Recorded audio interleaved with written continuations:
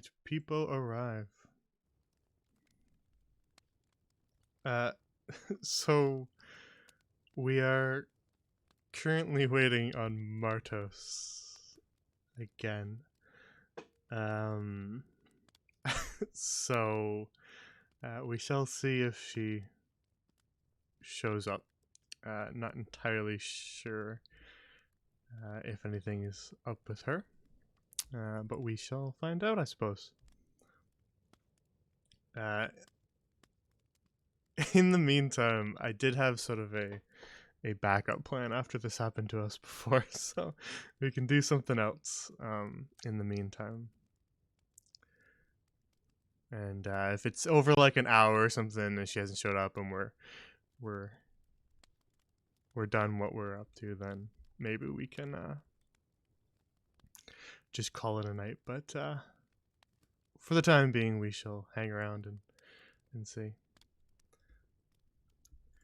So the plan that I had was sort of a test run for something that I wanted to do a little later. I wanted to just throw it out there, but now that we have some time to chill and talk, we might as well puzzle through it as a group. It's another the centuries-old lich pawns off labor on his players' day. Excellent. Wow, I love unpaid interns.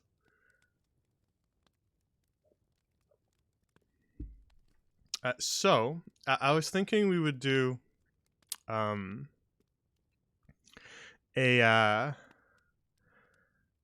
sort of chat / Discord / Twitter input NPC randomizer. So basically the idea would be I would put up sort of a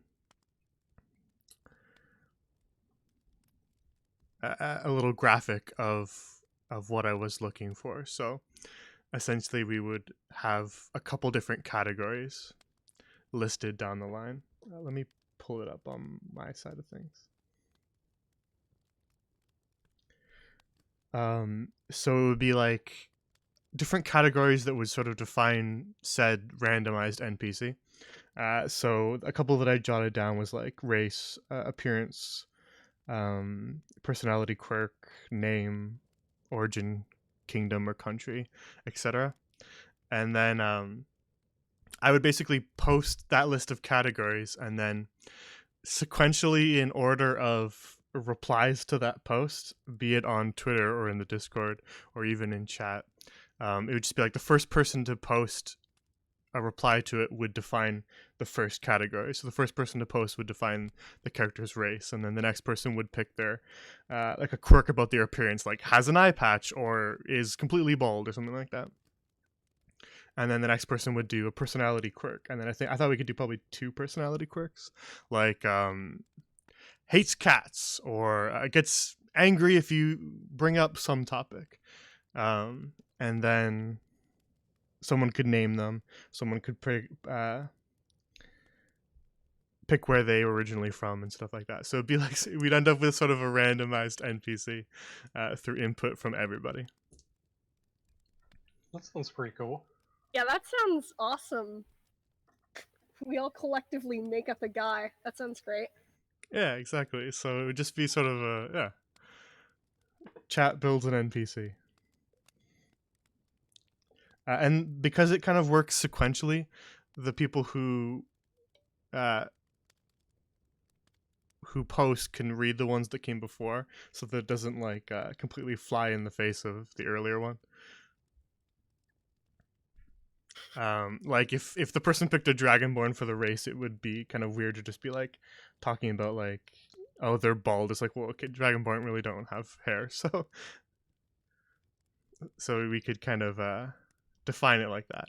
I was thinking to do the test run would be on the Discord, since that's a more controlled environment, and then we could move them to Twitter, because that would open things up more. And I would, of course, keep the right to veto anything if you go too off the rails. Still gotta fit the fantasy universe.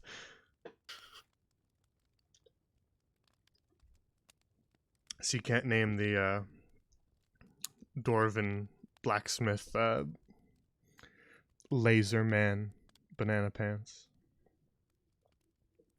Because I think we would shatter all believability. Yeah, that's a PC name, not an NPC. Yeah, that's for player characters. NPCs have to kind of blend into the world a little bit more than that. So I would reserve the right to veto anything that got a little too off the rails. So you said region was one of the options too. Like we're going to be creating NPCs from all over, or are we like? Yeah, Did I you plan think on us working on a certain one? I was thinking to start off, I would like sort of have an NPC in a certain place in mind. So let's say it was like this guy owns the general store.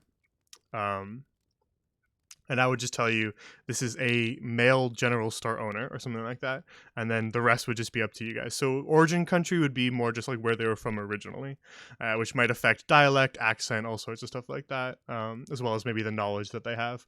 Even maybe if they owned a general store, some of the items they might have in there. Gotcha. Rather than where they currently are, because sometimes I would need an NPC for a certain spot.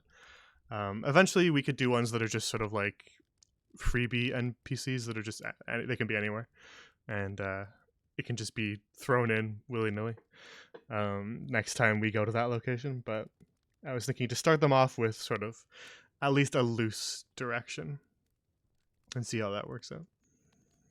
Yeah, that makes sense.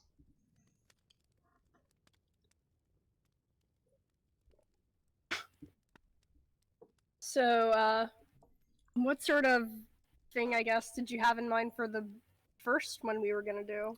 Let me see if I can pull up a document. Let's just write it all out.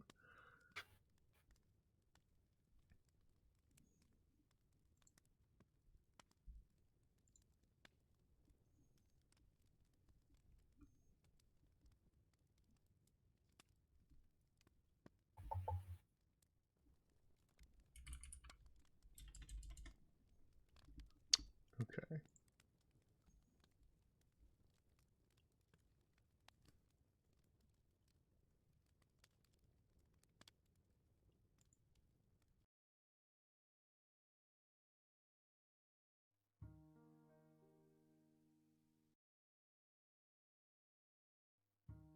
Did that work?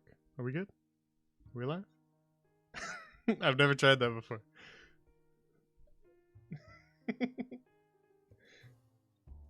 Fun, okay. Then let's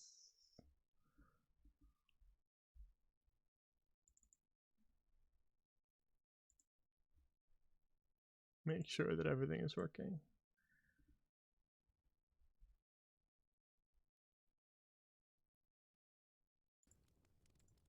Can you guys talk for a sec? Sure. Perfect, okay. I'm just making sure that all the audio is working because I switched some things around. This is a good opportunity to update this. Alrighty, first things first. Let's... This is gonna be a scuffed stream for a second, okay everybody? Put up with it. You're gonna see some stuff you're not allowed to see.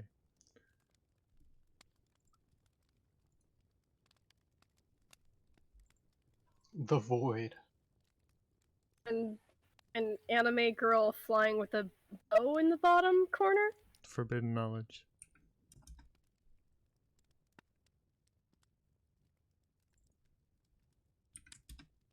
There we go, that's better.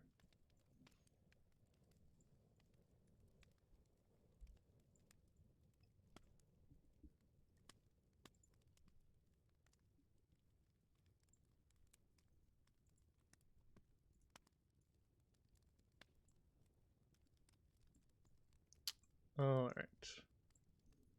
That's better. Yeah, I've switched out some spells. Got larger reduced now.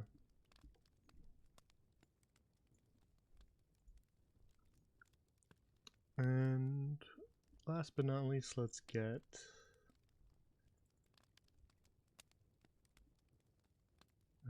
absolutely not that. We want this. Ta-da! All right, perfect. Okay, we scuffed for a moment, but we're back now.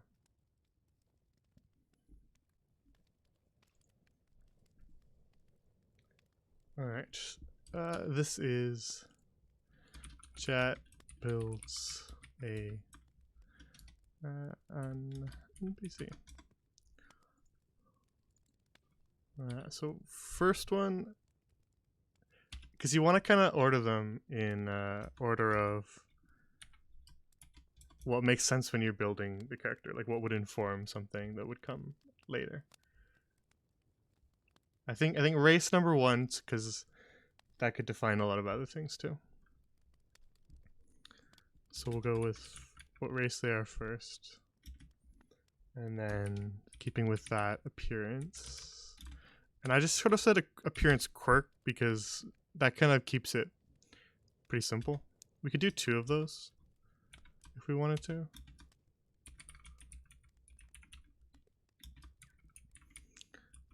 If you asked one person to describe their entire appearance, it might be a little too involved. So I was thinking just an appearance quirk would keep it simple.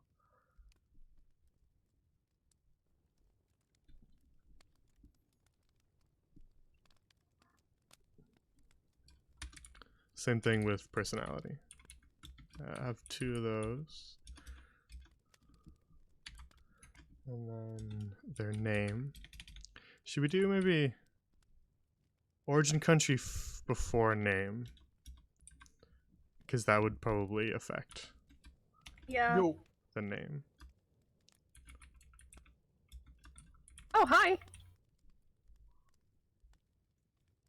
That's Oh. better. Hello. Hello? Hello. I just woke up. Welcome to the world of living. Yeah, it's nice. Very nice. There. That was another one I threw in.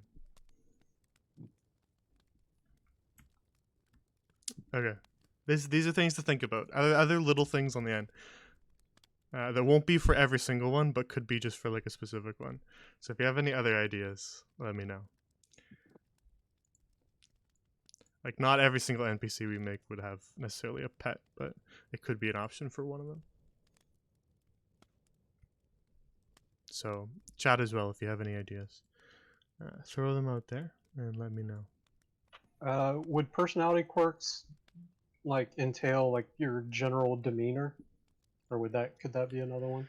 Yeah, somebody could say that they're grumpy as a personality quirk. I just didn't want one person to define the entire personality because it feels like a little more complicated. Right. You can just message them to me directly, L, if you want to, or just post them right here and I'll write them down right now.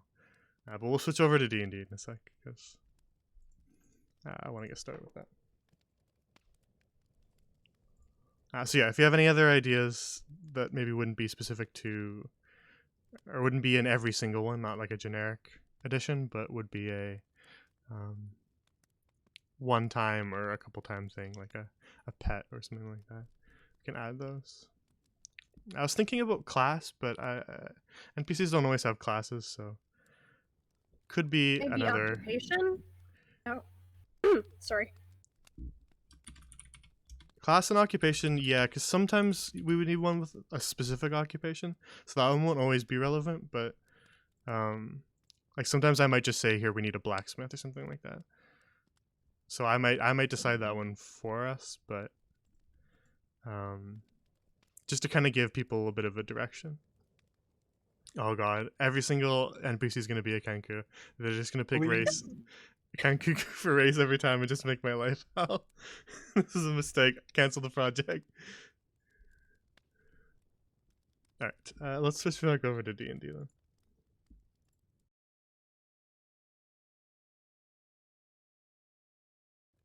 Yes. But anytime someone points it out, they're just completely oblivious.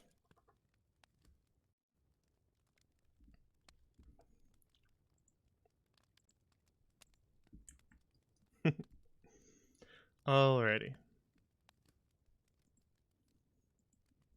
Right back into things. Let's not waste any time and get right back into Whispers in the Woods. Previously on, the party, pursuing some assassins that put a hit on their head, made their way to the wood elf city of Lysindriel, which in turn had them discover a mysterious black mold that had been seemingly sort of artificially introduced to the environment and had begun to combine with some other fungi for some quite unpleasant effects, including combining with the ivory amanita for a empowered ability to sort of take over the minds and bodies of creatures larger than it should have been able to before. So after finding a lead about the assassins that led them to a small safe house of theirs in the woods to the west of Lysindriel,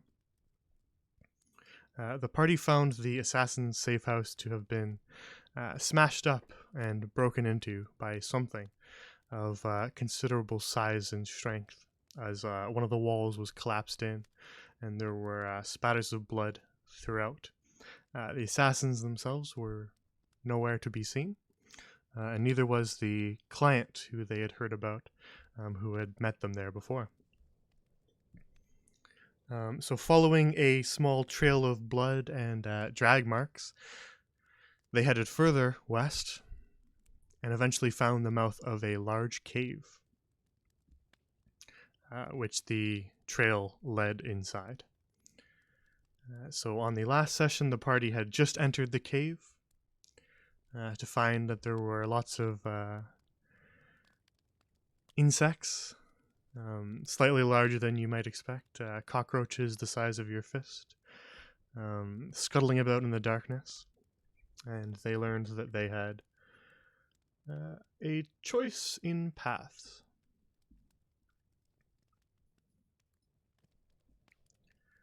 There were 3 diverging tunnels, one straight ahead, one to the right, and one to their left. And operating on a hunch, I suppose, Draven decided to lead the party down the path to the left. So Wits lit a torch, as he's the only one unable to see in the darkness, and the party headed down the path. So where we return, you have just made your way down this sort of long, winding tunnel. I believe I said it curved slightly off to the west, and so you were unable to see anywhere past that bend. But you decided to press on and make your way down this dark tunnel to the south.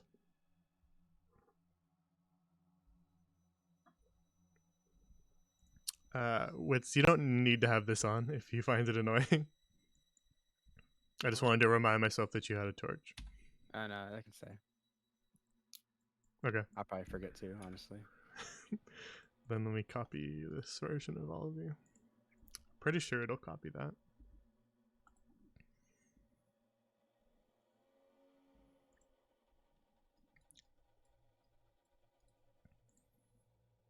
It did. Very, very good. Good job, Roll20.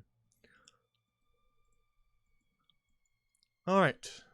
So you wind your way further along the tunnel, past the bend, which takes you a little bit west, southwest, and eventually find that the tunnel ahead opens up once more into a larger cavern. You can see sort of several rock formations that jut out of the stone floor below. And at sort of the edges of witch's torch. You can see insects kind of scuttle away from the light.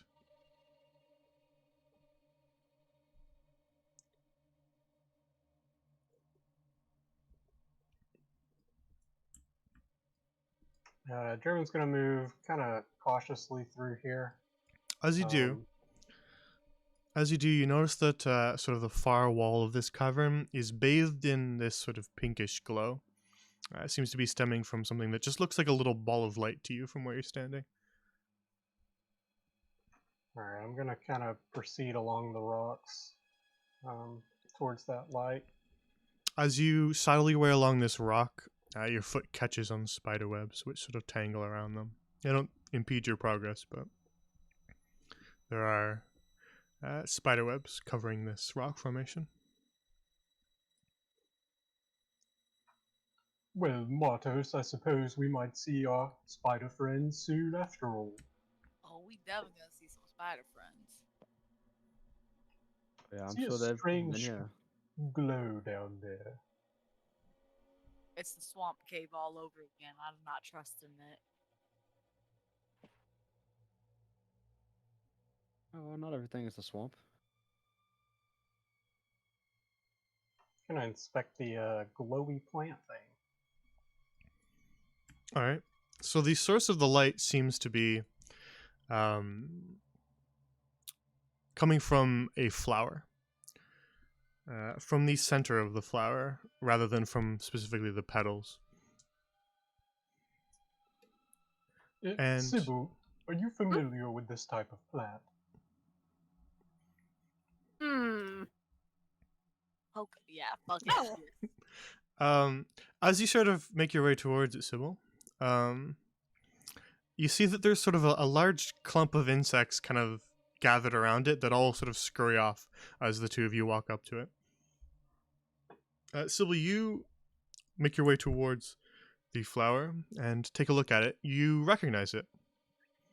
In several ways, I will say. First, you recognize it from one of your dreams. In that odd castle, before you saw that many-handed being, you saw flowers like this in planters throughout the hall you were standing in, if you recall. And they gave off a glow similar to this. And as you sort of ponder the dream for a moment, almost as if you're remembering something that you forgot once. Sort of how a dream suddenly pops back into your head. A name dances through your mind. Torchbloom.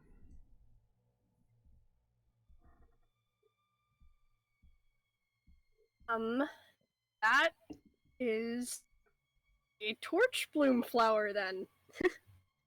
I don't think it's dangerous, really, so. Got it. Alright. It could be useful. Yes, did you plan on harvesting it, or should we leave it be? I think I might take a little sample of it. Okay. Which will kind of like hold up the torch to make sure the bugs get away whenever she's going to pick it. All right. Draven will just back up a bit. So what part of the flower do you want to grab, Sybil? Is there anything particular in the center of the flower that's glowing? Like, is the pollen glowing or something? The flower itself sort of holds just sort of a glowing orb in the center of it.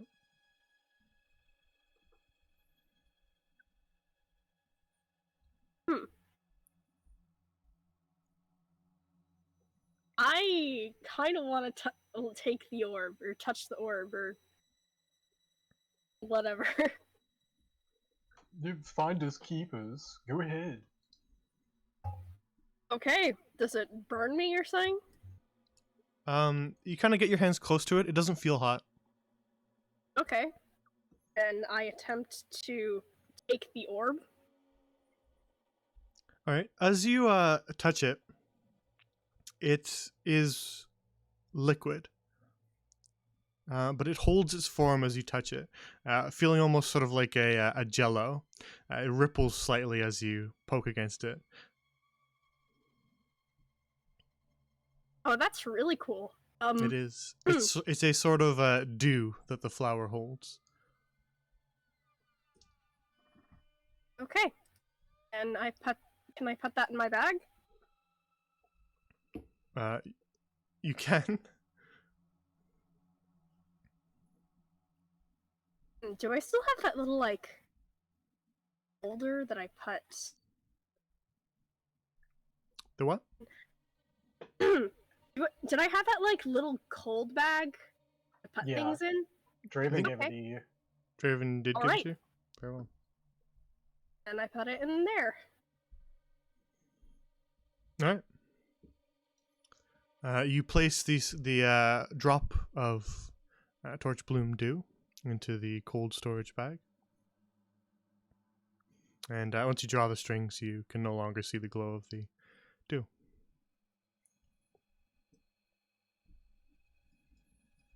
Okay. You want to keep looking for spiders then? Well, not specifically, but we should probably keep an eye out if we see any. Wouldn't be surprised if they're still here.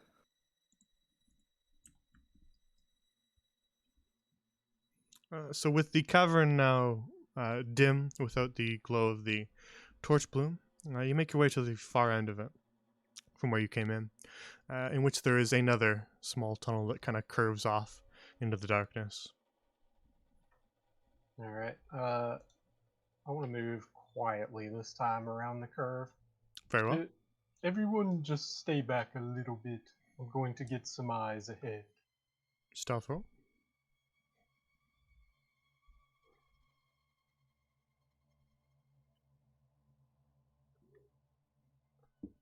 Alright. 17.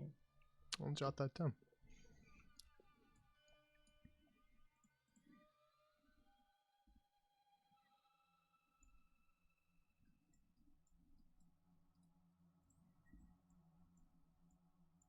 All right. So making your way along this tunnel, you sort of have to wind around a few more curves.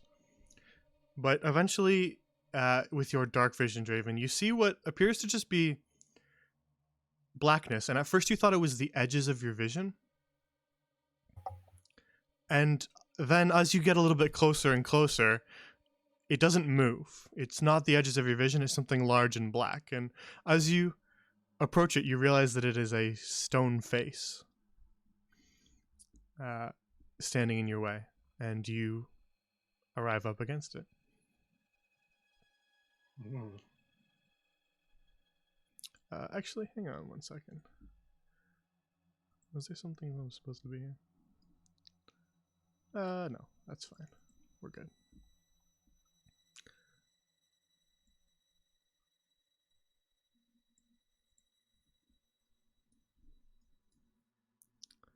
So as you arrive at the edge of this stone face here, it seems to completely block the tunnel. And the others who are following behind you, as you're forced to stop, quickly catch up. Not that kind of face. Damn it. But I don't blame you for thinking that. So like floor to ceiling, everything sealed? Or is it something that I could climb over? Well, it appears as though a rather large boulder has sort of collapsed in this part of the cavern. And then floor to ceiling, it blocks it. On the right side, it blocks it, but there's a small little crevice on the left side. Too narrow for you to fit your body through, but there is a gap there. I'll signal for the others to kind of come forward. Very well. The rest of you see what Draven sees. A boulder blocking the path with really only a very small amount of wiggle room on the left side. Again, far too narrow for any of you to squeeze through. Sybil, would you mind fitting through already- there? Already had the same idea you did. Can I wild shape into a rabbit and fit through there? Yeah, you don't have to be a rabbit. You've only ever wild shaped into rabbits, but you don't really have to, you know. Just so you know. I know, it just is and fits thematically. I know. I'm just saying if you wanted to be anything else you've seen, feel free to. Don't feel that you're limited by anything like that. Bunnies are the go-to. I didn't intend it at first, which kind of looks like one, I guess. Okay. All right. It's tiny.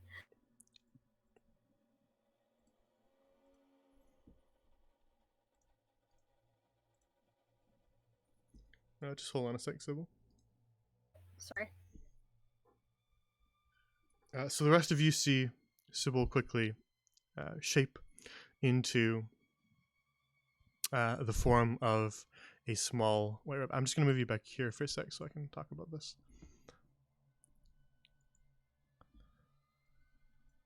And as she does, the rest of you notice this. The shield that she carries on her back that has sort of a moss growing on it, it actually shifts onto the rabbit as well. So the rabbit has sort of a small amount of green moss growing on its back.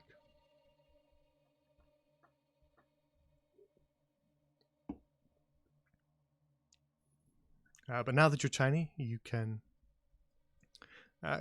quickly fit through this small little gap. Even for the rabbit, you have to sort of squeeze through it, Sybil. But rabbits are able to kind of squish themselves down into small areas, so you are able to do so. You make your way out to the other side of the small little gap and can see several more rock formations, but beyond them, you see the glow of more torch bloom. And further beyond that, if you just pause for a moment, fluttering around the torch bloom, you see sort of small little fireflies, almost like clouds of them, flitting about the torch bloom. Occasionally one will land on it and then take off again. But amongst the fireflies, you see a larger creature as well. It is not... it's not huge. It's not the size of your normal Sybil form or anything like that, but it is larger than the fireflies. It's about the same size as you are as a rabbit.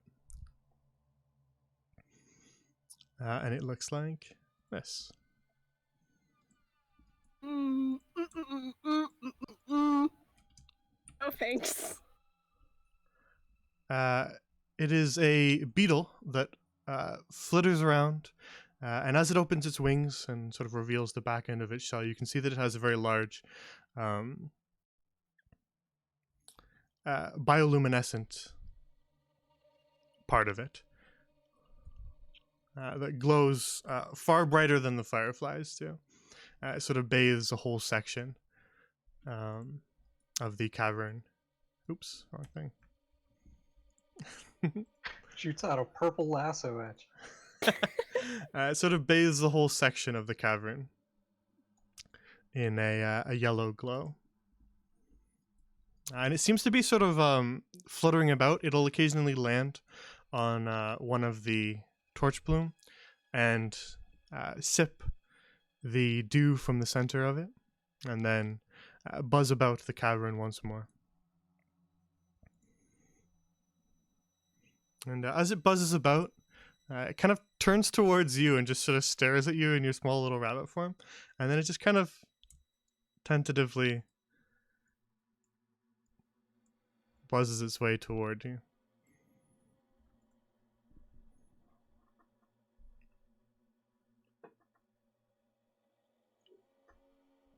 What would you like to do, Sybil?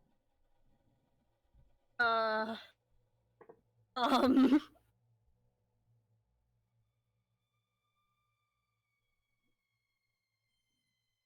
Oh, there's a real bug on my screen. Sorry. It's immersion. Uh, I sent it. evacuate. I think I'd like to evacuate. All right. Rabbits are quite quick, and this thing's just kind of leisurely buzzing towards you. So you're a little bit faster than it.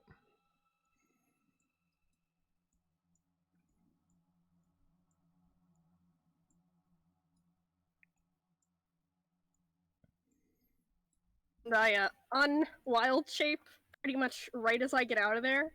Okay.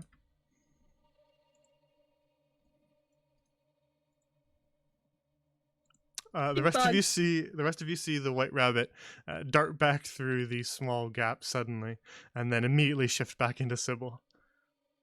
Big bug. There's a really big bug in there. Big? How big? Yeah, like what Uh, size we talking?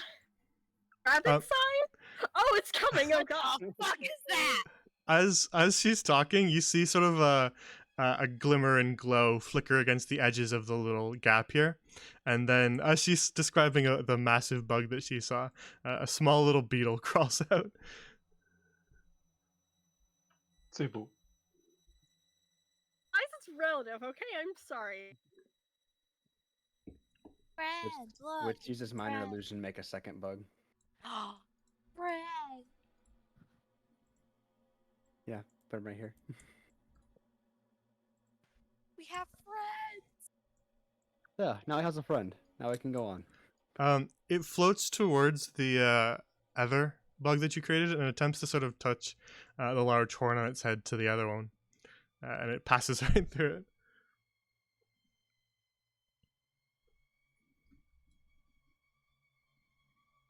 Great, Wits, you made it bad. I'll just try to give him a friend. Fake friend is no Good. friend. Clearly, Sybil doesn't want to be his friend. Oh, Sybil, it likes you. Just Likes me poke too it. much. I don't like how Okay, you're okay. inching in towards her. You cornered Ah. yourself, Sybil. Alright.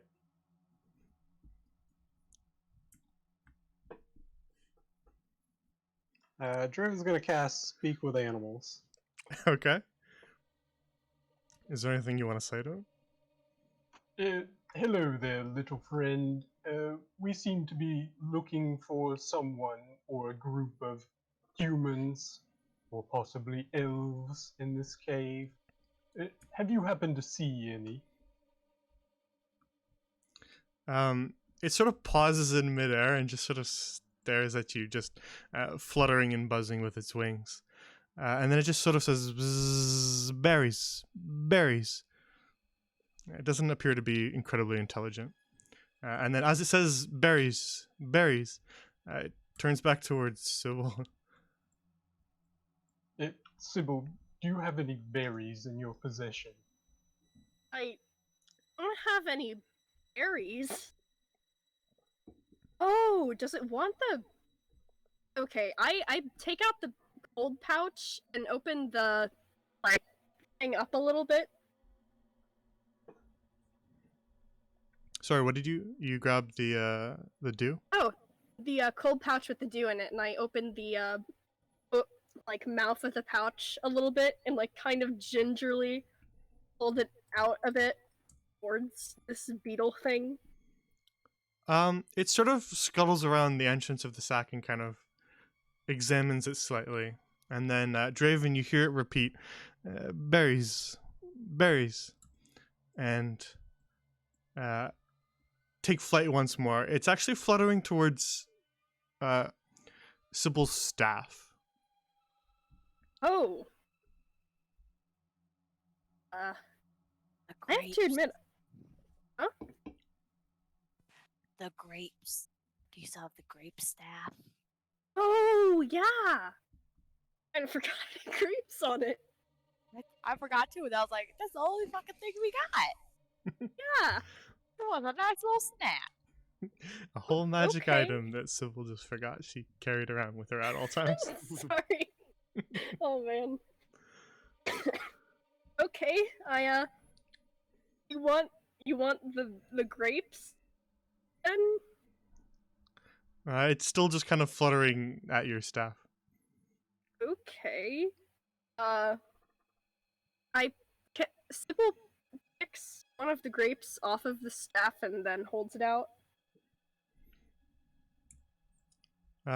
As you hold it out, it sort of lands on your hand and begins to gnaw at the berry that you hand it. Oh my god. He's so ugly. He's cute. Arlafel likes berries. And so it takes a moment, and eventually it consumes the whole berry. And then it just sort of turns a couple contented circles in your hand. Aw. Now that you've had your berries, could you tell our friend Draven here, the question he was asking? She said to answer my question now that you've had your berries. It sort of takes a moment to stare at all of you and says, "You, humans." No. Well, that one is. And Draven will gesture to Wits. Which just awkwardly waves.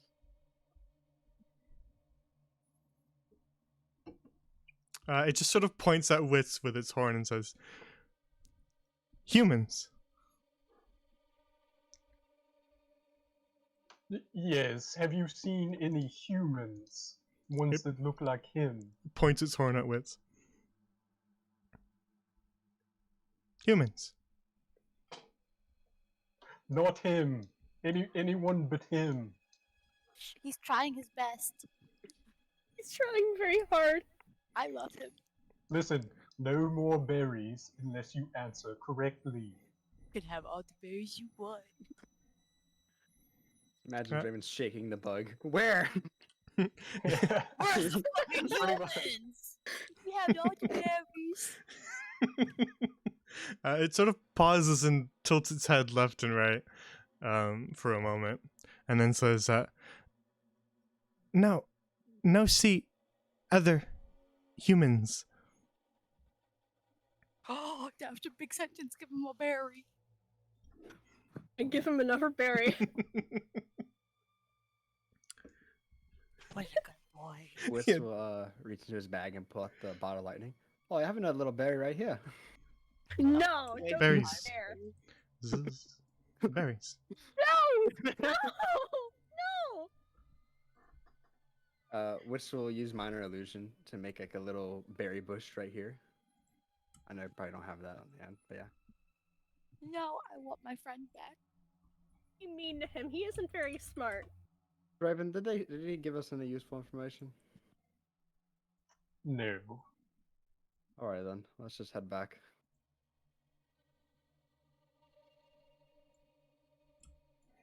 A bush. Oh, you do have one.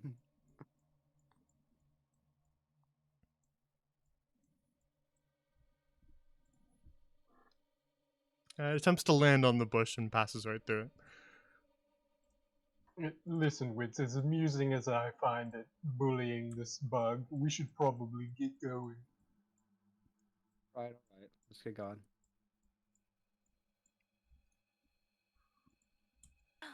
Friend. Sybil, don't give it any more. It doesn't deserve it. More berries. Sybil, if you will allow it, it will attempt to land on your shoulder. Oh, I allow it, yeah. Now that it's not trying to bite me. It's not. It just lands on your shoulder and sits there contently. And as it sort of lands, it closes up its carapace, and the light goes out. We have a new companion. Yeah, Sybil, new what is his name? freeloader. What is his name? He Oh, needs a name now. He's one of us. You can make it. You can make a nature check on it, Sybil, if you want to learn a little more about it. Ooh, okay. Oh, that's decent. Another good roll. So, by all extents and purposes, Sybil, this is a lantern beetle. It has the ability to open up its carapace and give off quite a bit of bright and dim light. And should you earn its favor, it can be commanded to do so. New pet. Yes, cool. Okay. It is essentially a command word used cantrip of light that can move. What? I like this one. It can create light for your disgusting human eyes. She said it so nicely. Which pulls back out the bottle of lightning. Hey, little buddy, you want a berry? She doesn't love you. All right, I'm walking No, back don't down. do that. So I'll figure out a grab name the for bug and pull it back. Drag We'll him call back by his pineapple little for carapace. now. You got a little string you can tie onto him, so he's like a little balloon floating with you. flying around. Oh, you know those videos of the guy with like a wasp with the string on a string, just walking his wasp, just like that. Oh, that's great. Alright then. Well, I guess we better move along. Indeed.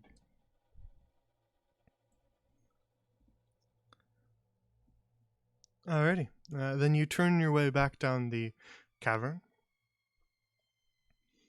and make your way back down the tunnel towards the cavern you came from.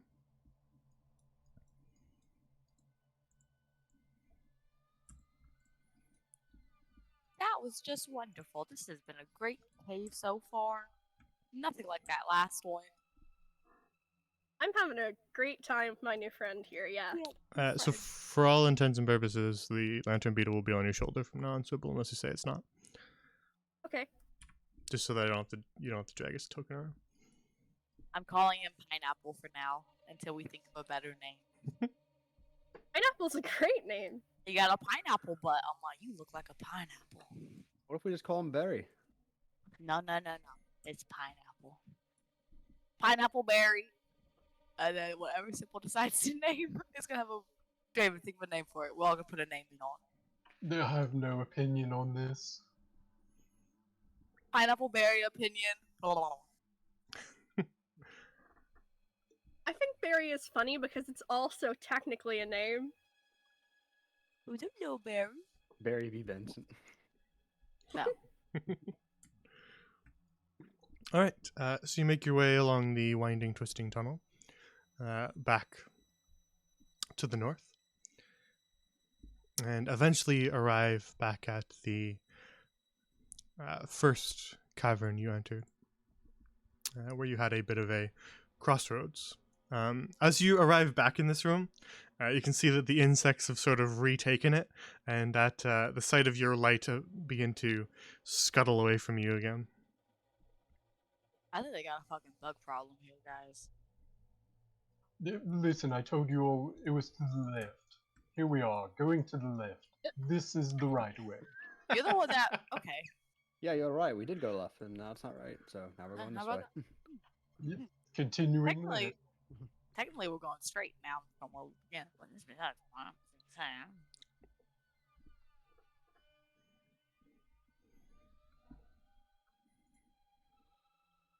All right. Any specific directions as to what you're doing as you make your way down this tunnel, or just walking?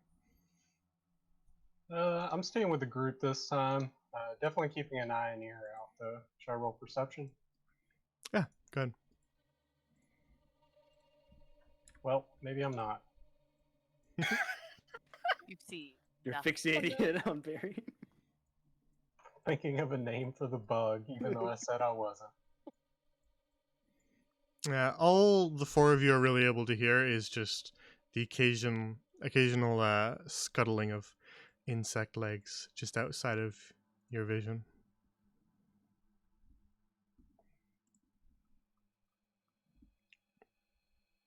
And as the four of you make your way along this tunnel, this one just goes straight. And eventually you see ahead of you that it opens up into a larger cavern with a path that sort of heads straight forward. But as you near the open cavern, you see that the path that headed straight forward is not quite what you expected.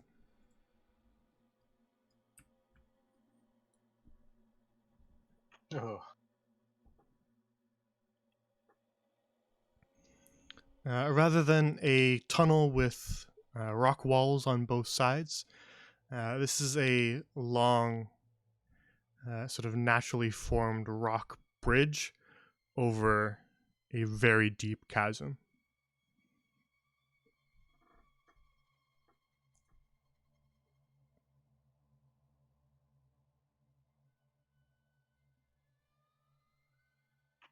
Careful, Wits. Watch your step. Why are you telling me that? You don't have as good a vision. You know. And then you go first then. I want to light a torch and drop it over the side. All right, just remove a torch from your inventory. Yep.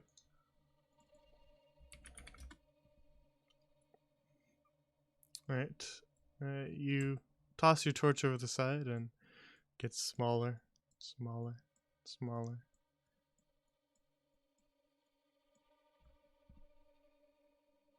And eventually disappears from sight. Yes, everyone watch your step. And then, as you sort of give up on listening to the sound, eventually you hear a clatter from very, very far down that sort of echoes its way back up.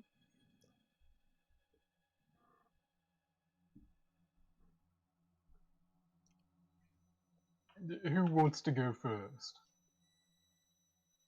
Not it. Mama didn't raise no bitch.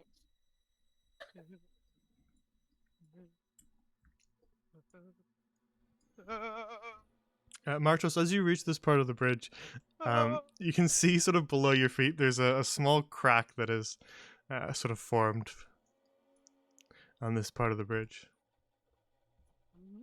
With one foot on, I'm gonna slowly slide my other foot across and shift my weight to that. Okay.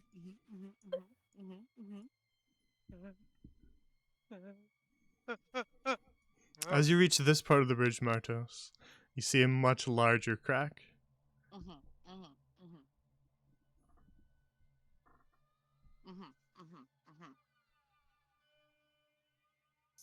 Just gonna shuffle them feet.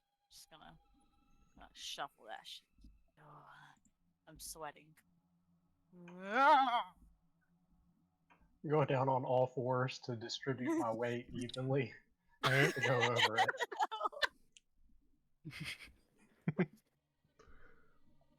It's just crawling.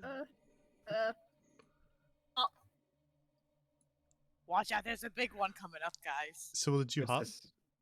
Yes. Okay, just wondering. What's Oh, this? okay. This takes a considerably larger step over it. Okay. Also, during Upper this, hop. he pulls out his flask and takes a sip at some point. Okay, as Sybil hops over the larger crack, the rest of you sort of feel your blood run cold as you hear just sort of a large grinding stone noise. Run. Run. No, oh Run. no. Wait, run. Which is still walking. Is that He normal took a sip again? just in case it was gonna be the end. You feel sort of, as you were walking across the last little bit of that bridge width, you felt just these faint little vibrations under your feet. But as you reach sort of the sturdier side of the bridge, you feel it fade away. And so too does the grinding stone noise. See, it held up. It was all fine. I'm just glad I went first.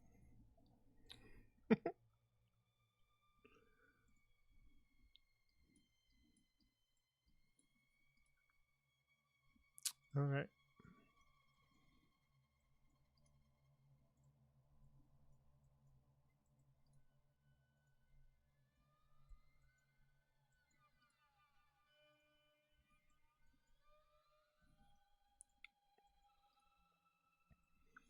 Alrighty. So leaving the stone bridge behind, you make your way further down the tunnel, which eventually opens up into another, much smaller cavern.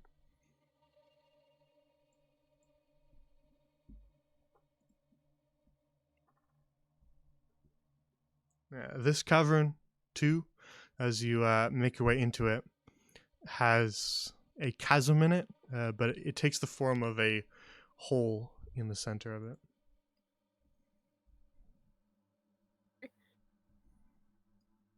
Well, this looks lovely, guys. There's just a little death formation happening here.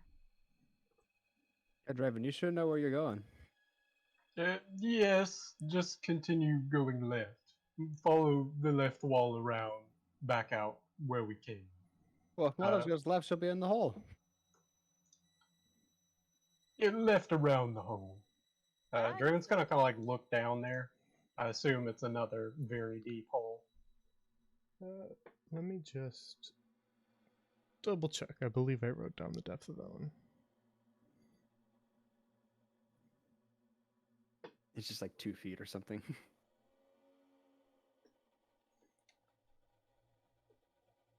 The chasm here extends beyond your vision, Draven.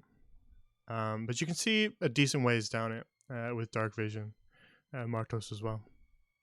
You can see that the sort of the walls of this have been sort of formed into these sort of jutting out stone spikes by years and years of just water dripping down it. And actually, as you stand here, you get the occasional little drop of water that touches the back of your head or your shoulder, dripping down from the cave ceiling above, which is only about 12 feet up or so. But staring down deep into this sort of spiked pit here, you can see that spiderwebs sort of weave their way down as far as your eyes can see, sort of woven in between, almost like hammocks between these spikes that sort of cover the side of the pit all the way down, forming sort of a series of bridges that make their way all the way down.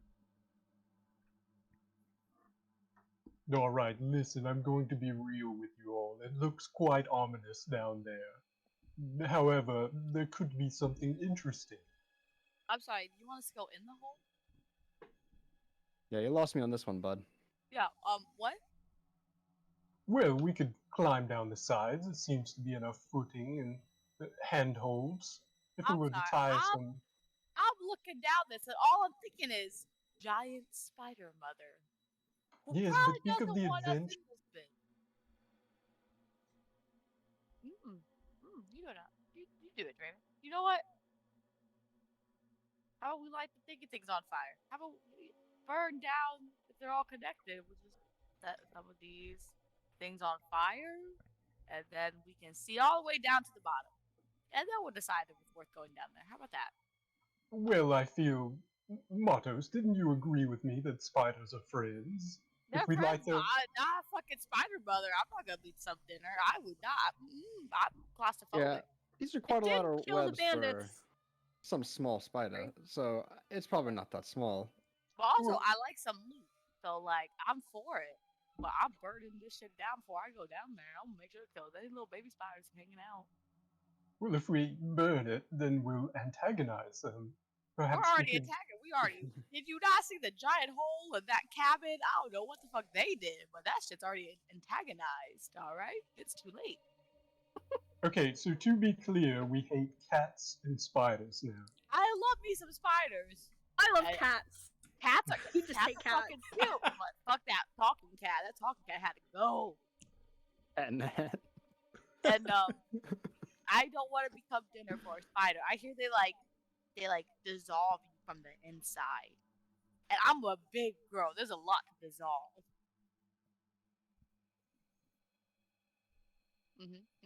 Look, Draven, I appreciate the optimism, but I'm pretty sure that this amount of webs is either a lot of spiders or a pretty big spider.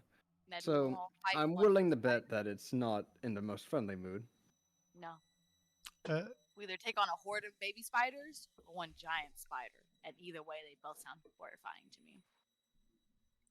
Draven, you can make a survival check if you want. Yeah. Yeah. 15. Chance. All right. Estimating from sort of how the chasm here looks to you, with your set of abilities, these spikes might make for a little bit of difficult or annoying terrain, but you shouldn't have any trouble getting down there yourself.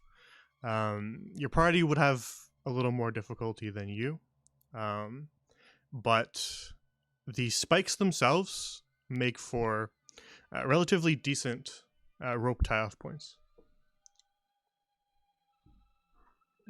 Listen, I believe that we could make it down there. However, I understand the dangers that it imposes. If you all would wait up here, I could go down and check it out, and then perhaps we could all move down together if it's safe. And if it's not safe, How deep was this again? Fire. How deep was this? Fire. Fire will heal. Our If head it's torch not out. safe, prepare your spells and weapons for whenever I'm coming up, because likely something will be very close behind me. How deep is this again? I'm not quite sure. It is past the extent of your dark vision, which does mean that it is pretty deep, but you're not quite sure how far beyond your vision it goes. Oh, I'm gonna pick up this rock. I'm gonna toss it down. Martos, Shut up, I'm listening. You toss a stone down the pit, and I'm just gonna make a roll for the rock, if you're okay with that. Is that rock flying down there? Okay. You toss a rock and it sort of skitters against the edges of some of the spikes on the way down, and then within the limits of your vision, catches in a spider web and hangs there. There's a strong ass spider web. Martos, no more rocks, please. Another rock. I have to go down there. I have to go down there, please. You have until I get another rock to get down there. oh no. Oh my god. Okay, Let's stealth cast- roll. Let's cast a minor illusion to put a rock right here next to Mardos. It's too late. I already have a rock in my hand. Okay, Mardos, instead of going for your little pebble wits, is going for that boulder. It wasn't even a pebble either. She just didn't care. Alright, I'm Alright. climbing down as quietly and as quickly as I can. All with a right. 12 stealth. Draven walks his way over the edge of the chasm and begins to make his way down. Martos, what are you doing?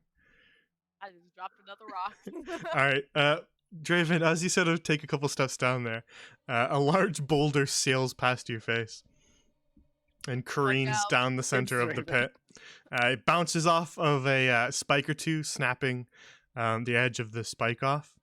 And then as it sort of just disappears beyond your vision, only a second or two after, you hear sort of a kaplunk and a splash.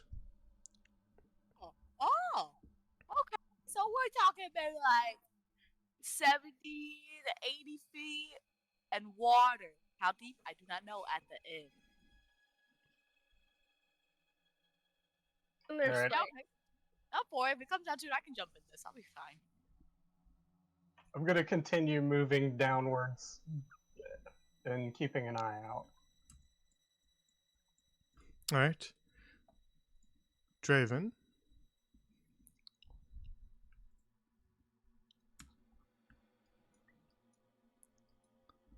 As you make your way down the tunnel, you get about maybe 20-25 feet down,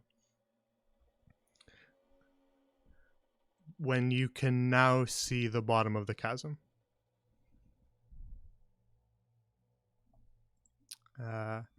And just at the edges of your vision, you can see a stone floor. I'm actually going to show you for 1 second. Okay. You see a stone floor with what appears to be sort of water shifting and moving along the bottom of it. And then within the darkness, you see just a faint glint of something sparkly. I'm just gonna kind of look around, make sure there's like good areas that we could put like a rope down, and then just head back up. Yep. All right. There's definitely a lot of those sort of almost like a stalactite on the wall instead, and they jut off from all different directions along the wall. And any of them would make pretty decent tie-off points for a rope. It would really just depend on how many ropes you had as to how you'd place them. However many feet of rope you had. You might have to do more climbing if you had less rope, is what I mean. But then you make your way back up. So the rest of you see Draven pull himself back up over the side. Was there water? There's a bit of a shallow pool down at the bottom, but it seems there's areas to walk as well. Like how shallow? I already know what she wants to do. Probably still shallow enough for you to drown in, Martos, but let's go down the road. I'm hearing I can do something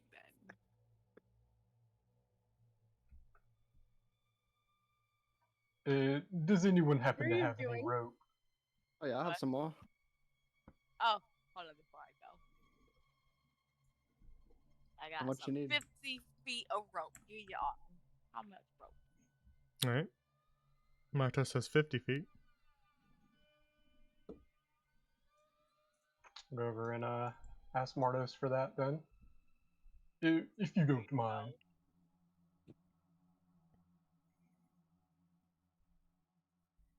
I'll I also start. have. Oh, Oh, sorry. you have some too? Yeah, I got 50 feet as well.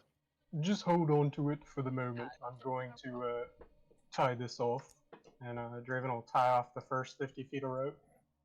All right. Just sort of one of the spikes along the top here. Yep. Maybe we should have tied the two ropes together before tying the main rope. It's alright. I'm going to climb down and tie them as I go, just to make sure no enemies come up while I'm doing so. How much Think it'd rope? be better. How much rope do you Think guys have better. total? Just so I can write that down. I have 50 For feet. me, 150. 150. Maybe not any rope. I don't have any rope, so Alright, it would be okay. 150. All right. Yeah, that'll be more than sufficient. Alright, I'm gonna kind of climb down as I tie that first one off, and then just move down until I get to the end of that, tie another, etc., until we're down at the bottom. Very well. You tie off the second one and hear it kind of drop off down the chasm a bit, and you hear it kind of smack against stone. And whenever I'm done with that, I'm gonna climb back up. You're right. It should be good now. Martos, what Did did you just? from below. What did you just do, Martos? But after careful consideration, I jumped. Even for someone in the middle, I jumped. So that's like 80 feet, right? Or something like that? With Yes. shallow water at the end, and I'm prepared. This is Minecraft? Yeah, you just need one block. Not even one block. Okay. It's a tiny little dribble. Martos, We got make more rope. I need to heal her. Martos. I need you to make a dex save for me. This is not something you can control, so I won't give you your advantage on dex saves Click. since you are careening down a pit. All right. Having fun. Martos sends herself flying down into the pit, and as she does, her body is caught by several webs that she tears right through on the way down, but they slow her descent ever so slightly. And so this fall will not kill you instantly, Martos. It will put you in death saves instead. Because otherwise this fall would have instantly murdered you with no chance of surviving. See, well, I was going for. I was like, if I die, I'll just come back with 1 HP. Not quite how careening off a cliff head first works, but For the barbarian with mindset, with I was with like, all of your factors combined, with both the webs, with the water, and with your sort of little bit more hardiness as being a half orc, I've combined them all into you don't die instantly, Martos. That's as generous as I'll be. yay. But you do lose all your hit points and smash into the water, and are now just floating in a shallow pool of water at the bottom, making death saves. All you hear is a splash and emptiness. You do not hear Martos' voice after that splash. Draven's just gonna silently stare into the hole for a moment and then say, "We should probably go help her." No, I need to get down there right now. I don't know. If you think about it, she ran pretty intentionally. Maybe she wanted to die. I don't think she thought it through that much, Wits. We should really go help her. You know, knowing her, I guess you're right. We should get down. I'm gonna Already climb going down the for it. wall alongside the rope so they can move down at the same time. Very well. So Sybil first to climb down the rope, with Draven at your side.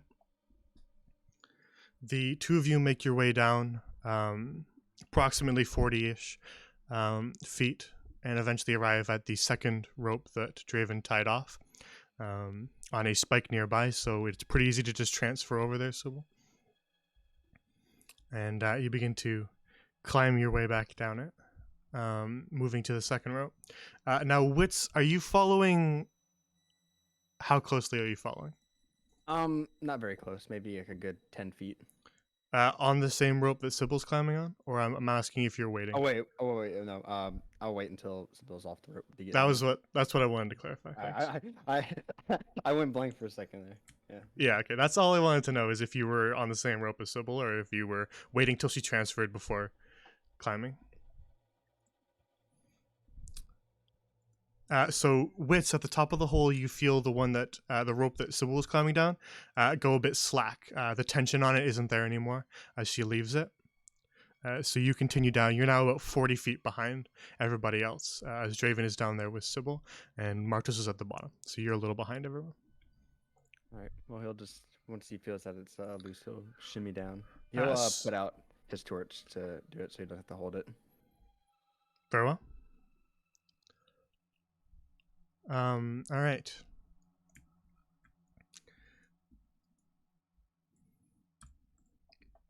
Now then, I'm going to place you on the side that you said you tied them on. So I'll be about here.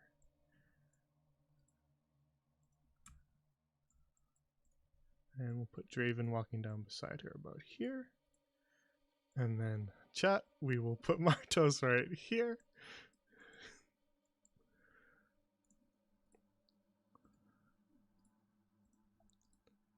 All right. So first to climb down this chasm is Sybil and Draven. And as the two of you make your way down, as you near the bottom of the second rope, you can see a lot better, and this is what you say.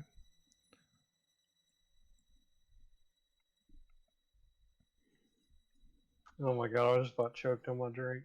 God damn it, Marnos.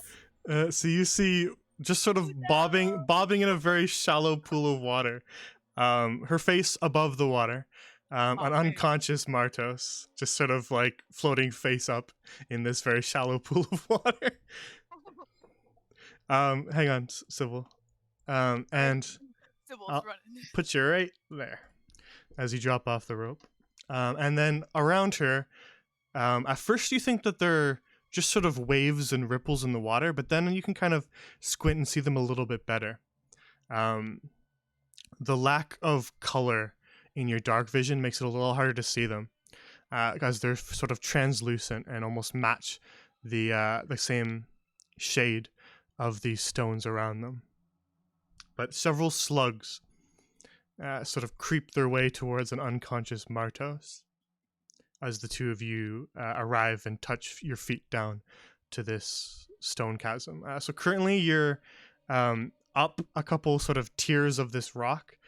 So each drop down of the tier is about 5-ish feet. So you're around like 15-ish feet up from down where Martos is. So you have sort of an overlook on this area here. And the creatures continue to just sort of ooze their way towards Martos. So what do the two of you want to do? I hop off of the edge and start quickly making my way to drop off the next one and the next to get into this pool without any hesitation. All right. I'm just going to do a quick perception roll for this guy to see if he notices you. And with an 18, he is certainly going to do so. So this slug sort of rears around towards you. Does not look particularly friendly. You can see these sort of pustules along its back and up near its head that have these sort of thorny barbs in them. And it sort of rears up towards you and sort of begins to wiggle those little barbs. So that'll be our initiative roll here.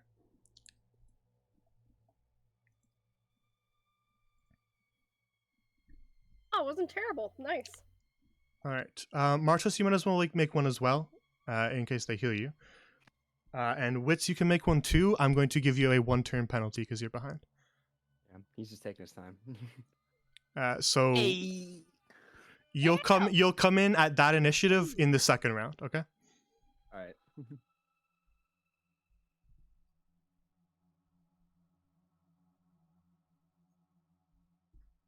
All right, give me 1 second. He got angry at me because my token's not in here.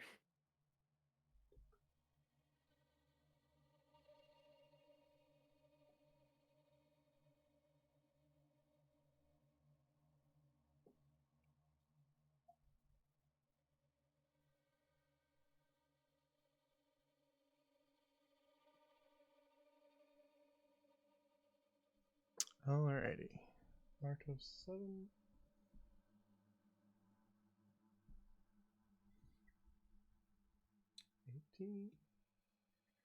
Wits with a 22. And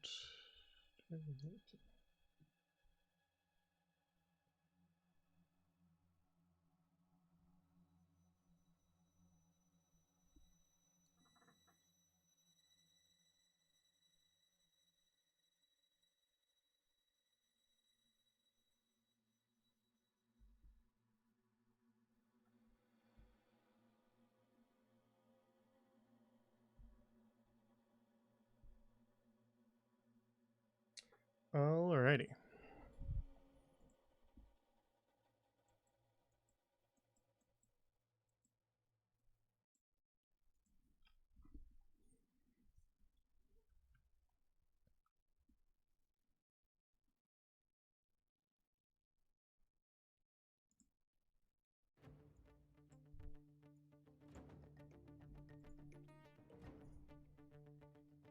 So first act would have been Wits, but he's not here.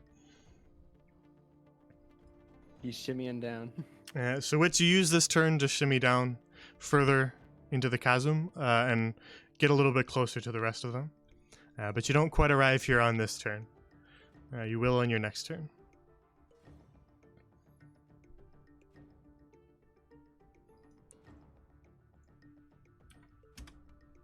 Alright, then first to react, ignoring Wits, will be this deep slug.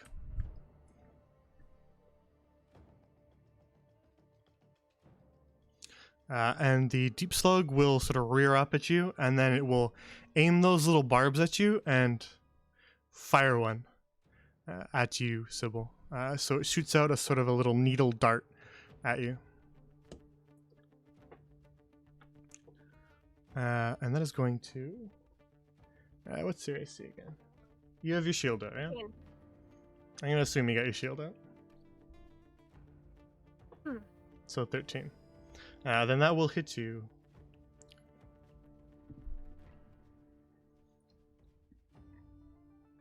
So make a con save for me while I calculate damage. 12. Friggin' 8. You said 12? 12, yeah. Very well. So that'll be 3 poison damage as you save.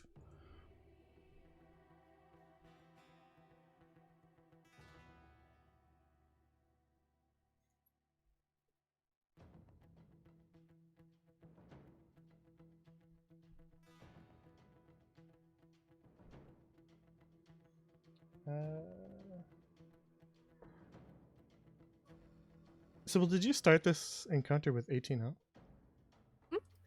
I did start this encounter with 18. What hurt you? Huh? What hurt you? Poison damage, I thought? Who From- hurt you? From what? I'm trying to remember. Oh, you're trying to remember earlier. It was the zombie mushroom. That was this morning. Did you- Yeah, I still had a bit of damage on me too. I think Right, we you- took a short rest. That's did. okay. That's what I was trying to clarify. I couldn't remember if you guys did a short rest or a long. That's why I was seeing you guys hurt, and I was like, okay, it must have been a short rest, but I couldn't remember. There we go. It was a short rest then. That's why. That explains Who hurt everything. you? It just wasn't lining up in my brain because for some reason I had assumed that you took a long rest.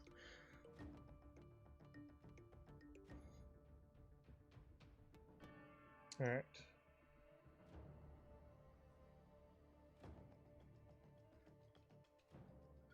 So after shooting that little barb at you, Sybil, it's going to just kind of ooze its way along the cavern. Which brings us to Draven's turn. Alright. Is this difficult terrain for me to move across, like right here? Or am I good to just jump down there? You're jumping down it, so I would say no. It's just a short little 5-foot drop, so wouldn't be that difficult for you. If you're going up it, maybe, but no, not if you're dropping down it. Alright. Well, I don't want these things inspecting Mordos' splash site.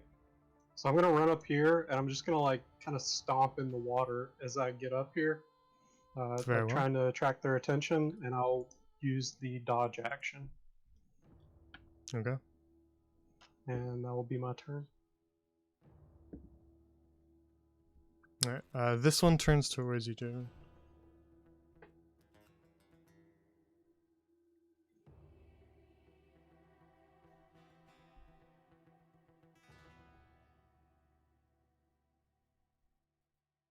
All right.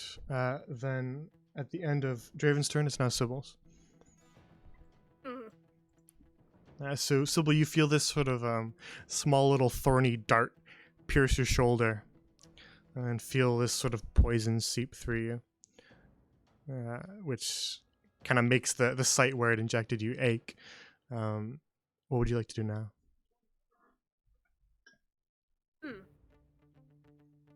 I think I would like to try casting Healing Spirit. Okay. Pog, new spell, new spell. Yep. Sorry, I've never read the spell description before, and I'm doing that right now. Take a second to read it over while I find you the asset. Okay. Also, like I said before, if you want to draw your own asset for this, feel free. Because it can take any shape that you want. I just have a temporary one, but if you want your own, feel free. Here's your temp one.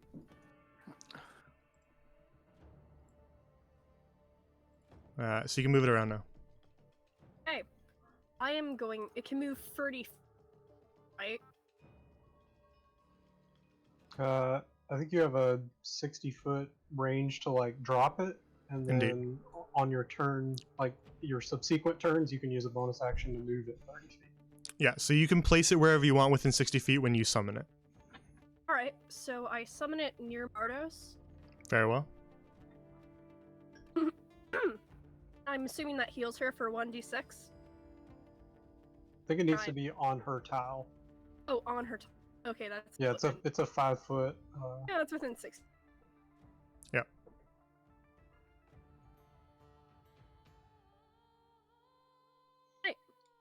So your spellcasting modifier is 2, so you have 3 uses of that, right?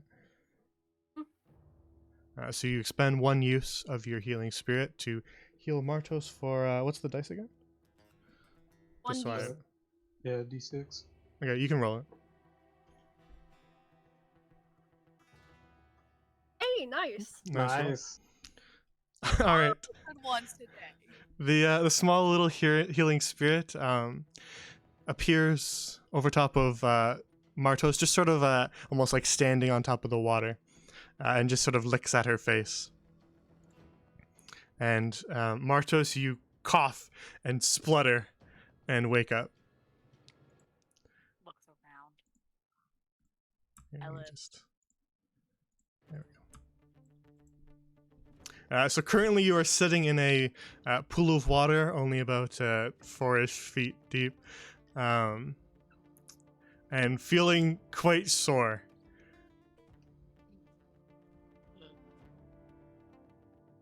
I did it.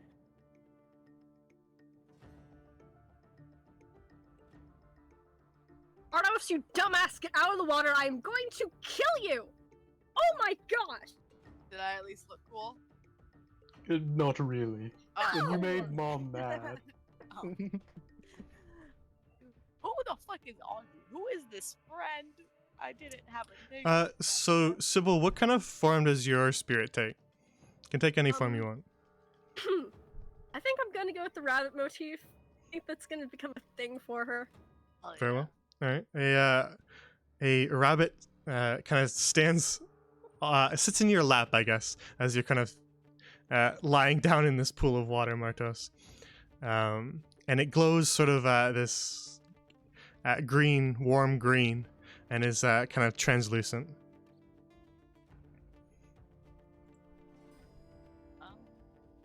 So Sybil, is there anything else you wanted to do on your turn? I can move after doing that. So Healing Spirit is a bonus action. Oh! Okay. So I'm going to move about like he. That's like within. And nice. Okay, and I'm going to use Thorn Whip to attempt to get this guy right here away from mom. Okay. Again, you don't have to move it, but you can if you want to. So make your roll to hit. That will hit. So roll your damage. Gosh! Brutal Cool. damage. Damn. Used all the luck on the healing spirit. Yeah, you did. So do you want to pull the creature towards you? Yes, I'm gonna pull it towards. All right.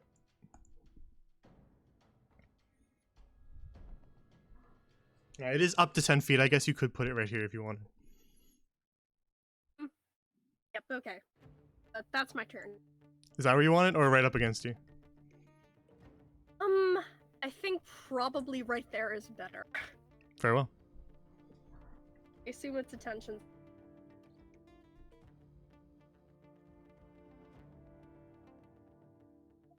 And it takes 1 piercing damage in addition to that. Tiny little pinprick.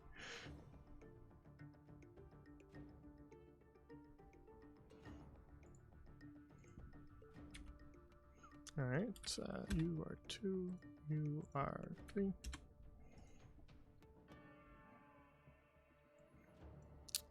Seeing Martos sit up, this one is going to spit a thorn at you, Martos.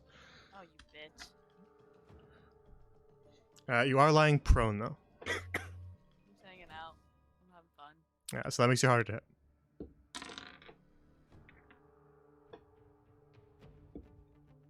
hit. With disadvantage, it will miss. Yeah. So Martos, you feel this very slight little gust of air as a small little dart whistles right past your face. Clatters harmlessly to the rocks past you. What is going on right now, guys? And then it will sort of re-maneuver and end its turn.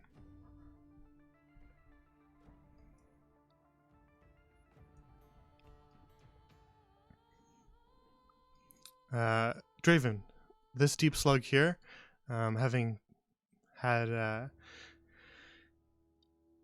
you have caught its attention, will lob a dart at you.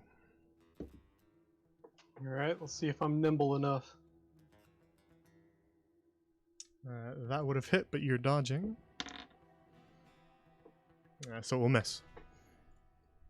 Nice.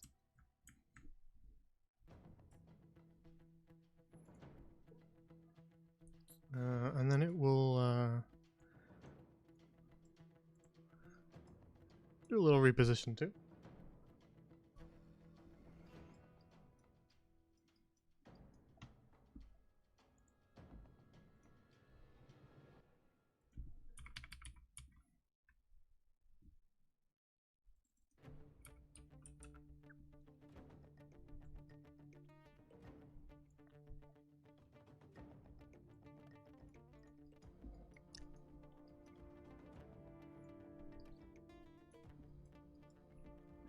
Alrighty.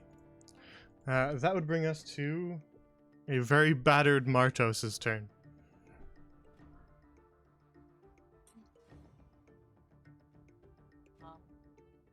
Well, I guess I'm gonna get up. I touch the bunny. Shoot, bunny. So Martos is technically starting her turn on the same space as this, so if you wanted to burn another heal, you could, Sybil. Mhm. It's when somebody moves over top of it or starts their turn there, just so you know. Right. I'll burn another heal then. Very well. Roll you d6. Nice!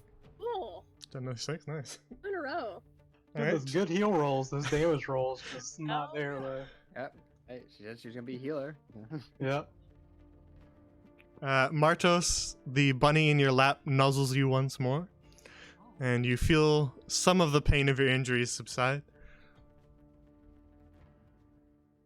My hip's gonna be flicking for the next couple months, guys.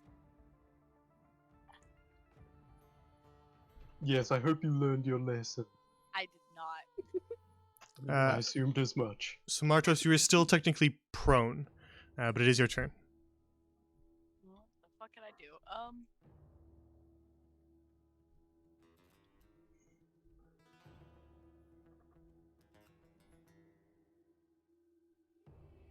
Actually, this reminds me, you guys got her up earlier than I was expecting. Martos, can you roll a d20 for me? Oh shit.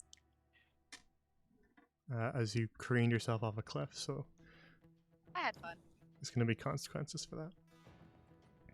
Alright, Martos has injured her leg I'm broken. from her fall, so she's going to have a reduction to her movement by 5 feet until that's fixed. Oh. So that is going to be permanent until you fix that.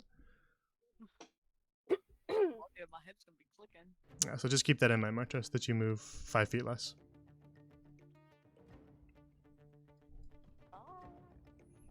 But other than that, you are free to stand up. Yeah, I think I'm just gonna spend this turn trying to get the fuck up. Well, it won't use your turn, it'll just use half your movement. Oh, nice then. And then in that case,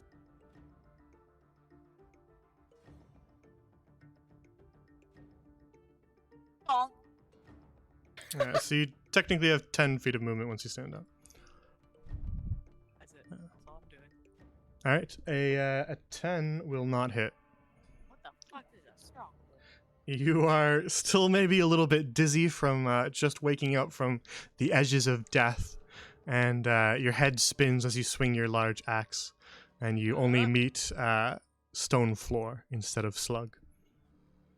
Give me a minute, guys. Still feeling a little woozy. And that's it. Very well. And another. Put you here.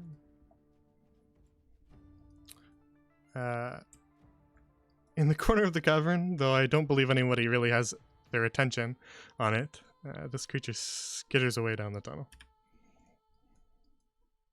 Bye bye, Shiny. All right. The rest of you hear sort of the scratching of stone and footsteps as everybody's favorite illusion wizard arrives at Ooh, the bottom Wits. of his rope. So Wits, you arrive at the bottom of the chasm, and as you are not able to see in the dark, Draven, do you have a torch out? I do not. Okay, then it is very dark down here, Wits. Borderline Mine's pitch, back up. borderline pitch black, except for the very dim light given off by a glowing rabbit in the middle of the cavern that just sort of stands on the water. With the faint sort of illumination of that glowing rabbit, you can see the shape of Martos and the shape of some unnerving ooze-like creatures, as well as a bit of the shadow of Draven, but that's about it. What about is the Beetle still around? The beetle is just sitting on Sybil's shoulder, closed up. Damn, he's chill. Unfortunate. Again, he will require a command from Sybil to do anything with him. I would have thought that her getting hit, moving around would have gotten to fly away, but I guess not. Okay. Nah, he's your magic item now. He loses some self-preservation then. He I trusts love that, Sybil. actually. So he's getting free berries. I mean, Exactly. True. Let's see. I'm guessing it cost me an action to pull out another torch and light it. Very well. All right, one of your hands is filled with a torch then, so just keep that in mind. Okay. And that costs an action, I assume? I would say pulling it out, and lighting it in the middle of combat, I would say probably your action. Okay. yeah, that's typically like item interaction to pull it out, action to I light it. figured, yeah. Yeah, One of the- that was it's one of the sort of for how sure. it's a little on the fence, but just because it's not like a lighter that you can just flick on, it would take a little more effort than that. So I would say that it's a full action. Okay. And how far does the light reach from it? Oh, that far? Okay. Oh, since you can't do anything this turn, let me dismiss. You can real move. quick. You cannot see this one. You don't know that this one exists, Wiz. Okay, true.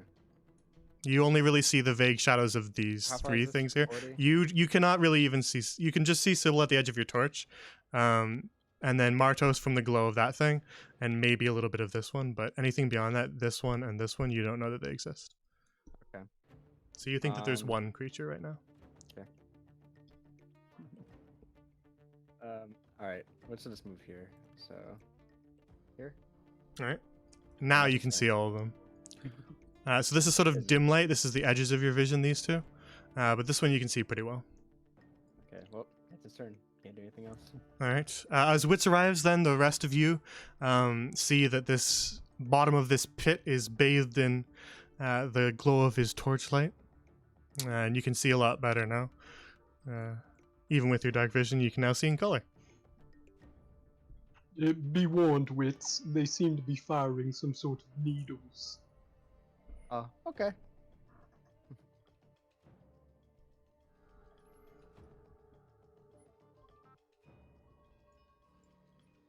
I really wish I didn't put out that torch when I was going down that rope. Feels human, man. I want to pick up dark vision just to spite everyone else. Like, honestly, as a spell. Marchos, the slug in front of you is going to attempt to, rather than fire them, it's just going to attempt to inject you directly with the ones on its head. It's no monster.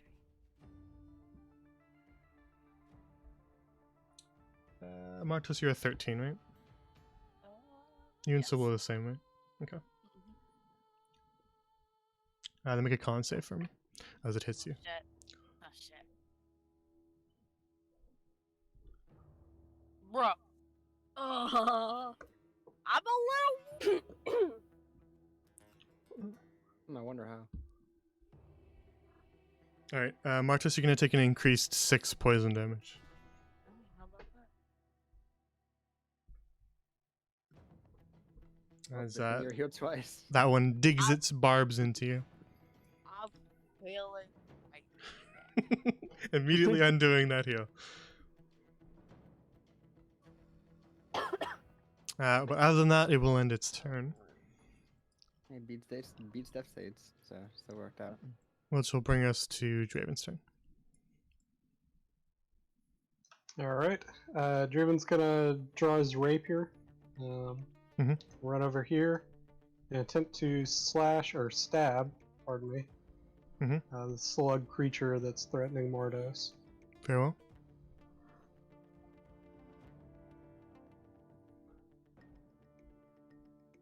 Oh god, does a 12 hit? Not quite. Dude, what is up with my attack rolls? Okay, then I miss, and that's my turn. There's been a lot of people having difficulty with hitting lately in all the campaigns. So Roll20 like nerfed the hit rolls and didn't tell anybody or something like that. Right? Or D&D Get Beyond these did it. weighted digital dice out of my Exactly. favor. Alright, you missed then. Is that the end of your turn? Yeah, that's it. Alright, then it's Sybil's turn. I move forward and hit it from the other side. Okay. Shillelagh? God, oh, Healer, not attacker. Alright, your Okay, Shillelagh will okay. miss. and I, as a bonus action, emerged again for another 6. Oh my Nice. god! 6 healing, I mean. This is so nice. Wait, do Uh, you get a heal for that, or is that you've already used your charges? I think. She I have hasn't 3. she hasn't used her charge, but she used her bonus action on Shillelagh. So you actually need to use your bonus action to move it as well. So using it on Shillelagh means you can't heal this turn. Unless you use, you used your action to attack.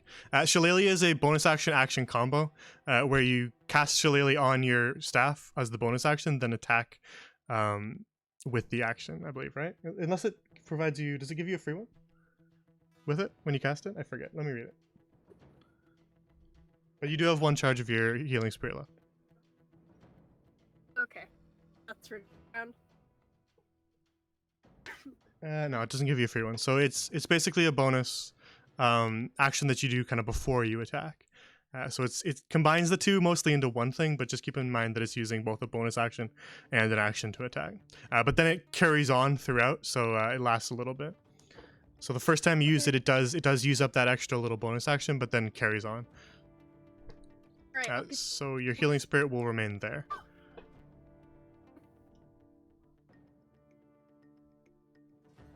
Yeah, so just keep that in mind because for a healer who uses a lot of bonus action heals, that can be costly for you. So just keep in mind whether you're in heal mode or damage mode.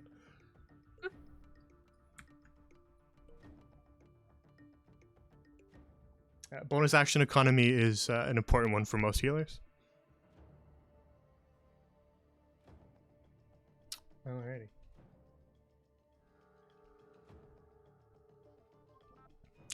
Draven, this one's going to attempt to stab you with its barbs. Alright. And you're no longer dodging. Thanks for taking care of that. So it's going to hit you. But only barely. So make a con save for me.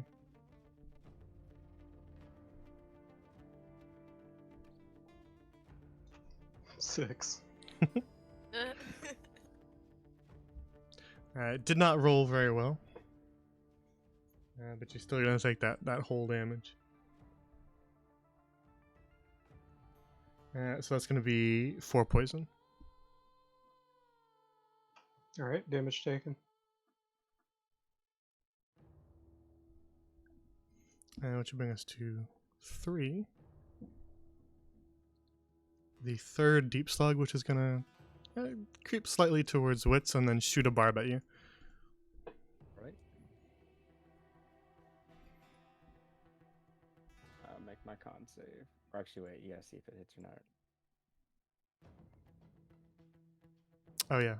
Here's something that I forgot should do for you guys. You've been hit by it. You've been hit by it. And I believe one hit Sybil. There we go. Okay. To hit Wits with a 12. It actually does not. Oh, cool. That was a very poor roll. And so you hear a barb kind of bounce off the stones to your side. Almost too fast to see it move, but you hear it bounce. And it has missed you. How'd you guys get hit by these things? They're terrible. Awkward. Oh, you fuck off. You don't want to jump down a chasm. I have fun doing it. Yeah, I'm sure you'll have fun when you're dead. Yeah, I feel great. Alright. Drawn by the light and the use of magic, another deep slug will appear. No.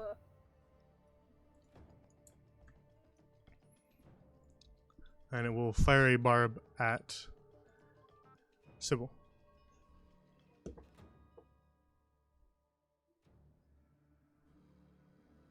And that is going to hit you. So make a con save. Oh gosh, you're doing terrible.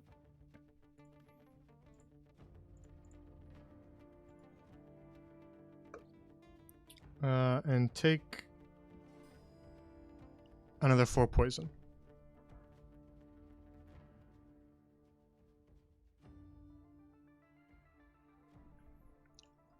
Sybil, the effects of the poison are now coursing through you a little stronger now. You can kind of feel this sort of uneasy nausea. Do these creatures look like they're moving quickly whenever they move, or is it slower? They just kind of inch their way along like a slug would. They're not very quick at all. They're not like slow, but they are not nimble creatures by any means. Mm-hmm. They just sort of inch their way along. As this one kind of made its way down the rocks, it was just sort of sliding along the rock. It didn't jump or drop at all. Gotcha. They're also sort of trying to keep their distance from you as well. But that will bring us... well, let me mark this guy as 4. That'll bring us to Martos. I live. Who's starting your turn not on the healing spirit, will not get that opportunity. But it's still your turn. You now have your full movement, which is 25, if you remember. What's a good idea? Nothing's a good idea. Bloop. Bloop. Okay, cool. Alright, attacking this Diving one into with it. your great axe. Yep. You hit it, so roll your damage. Wow. This is 1.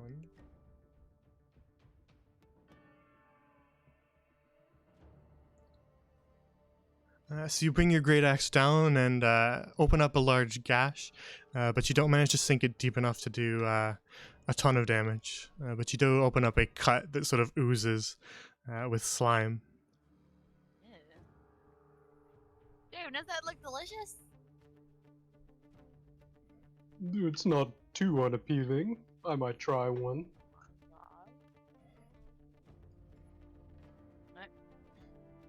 Alrighty. If that's the end of your turn, Yes. then we'll roll back around to Wits. All right, Draven, buddy, you're pretty sturdy, right? Would you hypothetically be able to take 2 to 12 damage? What do you mean by 2 to 12 damage, Wits? Hypothetically speaking. But you know, you're pretty good at passing deck saves, right? Wits. What's All a right. dex No. save? Know that whatever you are about to do next, I will get you back for. But do what you must. How much health do you actually have? I'm good. Oh, okay. All right. Got a little bit of poison in him, but sturdy enough.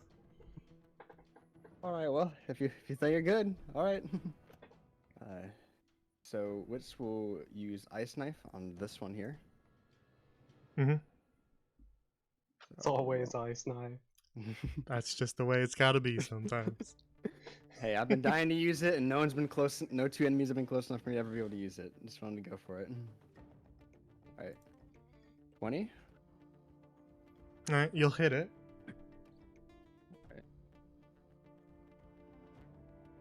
Oh, it's only for one. All right. But all just three. give me a sec. Ice Knife takes a sec to calculate on mine, because I gotta Okay. make sure that I'm getting the right enemies have the right damage on them. So you hit the one who it directly hits for 1.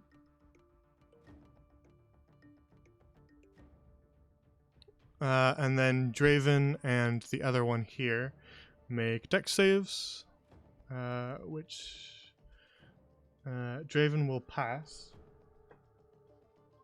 So I think I take half that 10, so 5. Or is it? It's just a straight pass. Oh, okay. You don't take any damage. Did you roll for Nice. both slugs, or just for the? Yeah, both slugs have to roll for the cold. Yeah, Yeah. correct. Yeah, that is the Generous. wording. Okay, first one will pass it. I don't know how, but he did. And this one will fail it. Take Yeah, 10 so cold roll. damage. All right.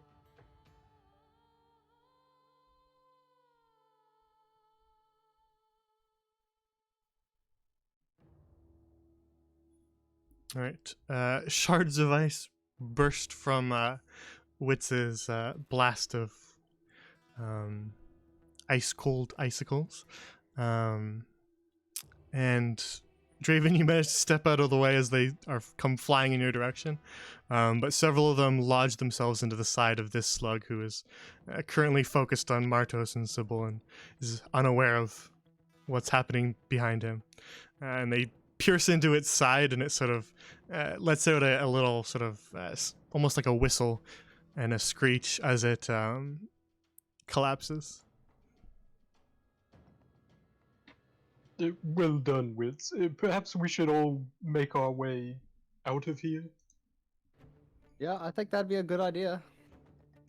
That isn't a bad idea. Let's do that.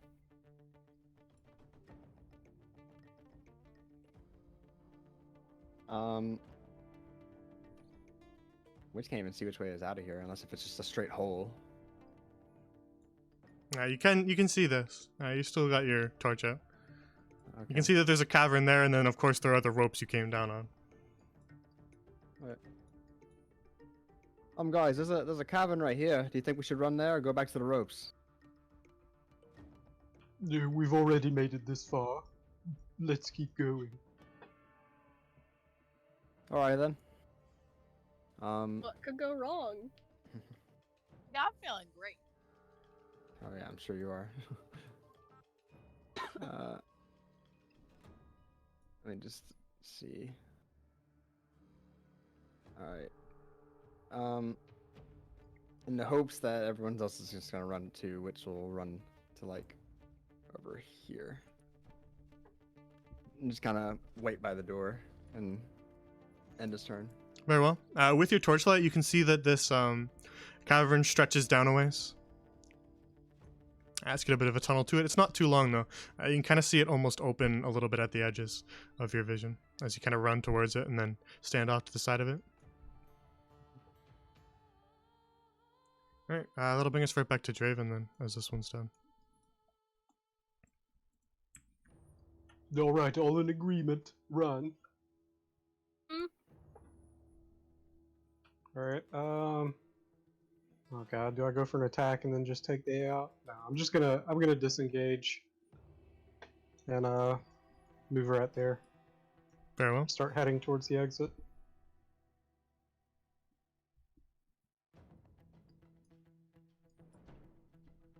Then if that is the end of your turn. Yep. Then it's Sybil's turn.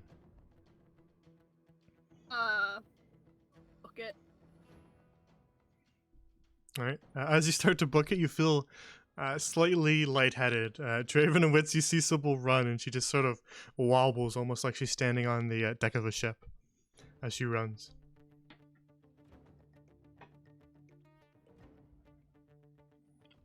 But Sybil, I didn't take you for a drinker as well. Shut up. but you make it to your destination. Is there anything else you want to do? Heal Is that- Mardos? That's just your movement. So, is there anything else you want to do? Healing Spirit's currently on Mardos. I can bonus action to heal her, right? So I think it only happens on your off turn, right? It only happens on the person who's standing on its turn. You just move it. so Okay. on Mardos' turn, she would catch the heal. Oh, okay. How's your Yes. spell slots looking? I only have 1 second level spell slot left, but I have 4 first.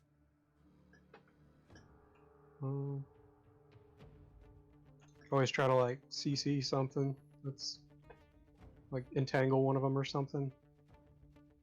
Entangle's the first. I still have quite a few of those left in me. It's up to you.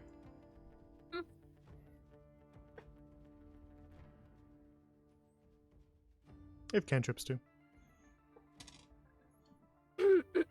Sorry, gosh. I still have not fully recovered from blue. No worries. We get Alright. Okay. Can I use Entangle during this round, or is that it for it. You've only used your movement. You got your bonus action and you got your action left. So go nuts. Hey. Angle is how big of a diameter? 20 feet?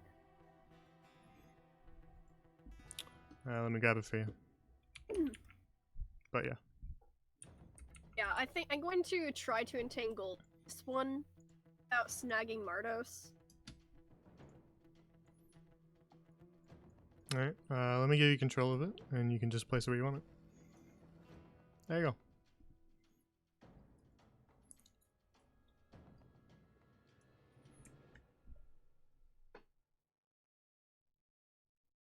Alrighty. Yeah, that should be fine. And let me put that at the back, just so I can still touch those guys. Alrighty, so this one's gonna make a strength save.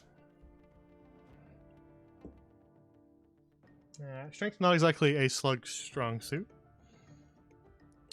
Say that 5 times fast. So it will fail.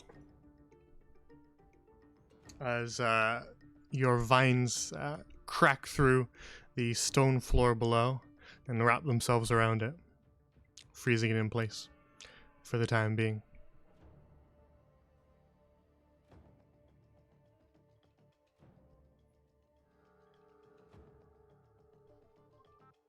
Alrighty, so I'm presuming that's all then, Sybil?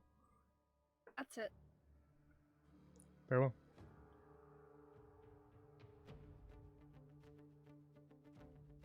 Alrighty, that just rolls us right around to this guy's turn. So it's going to use his action to reattempt that strength save.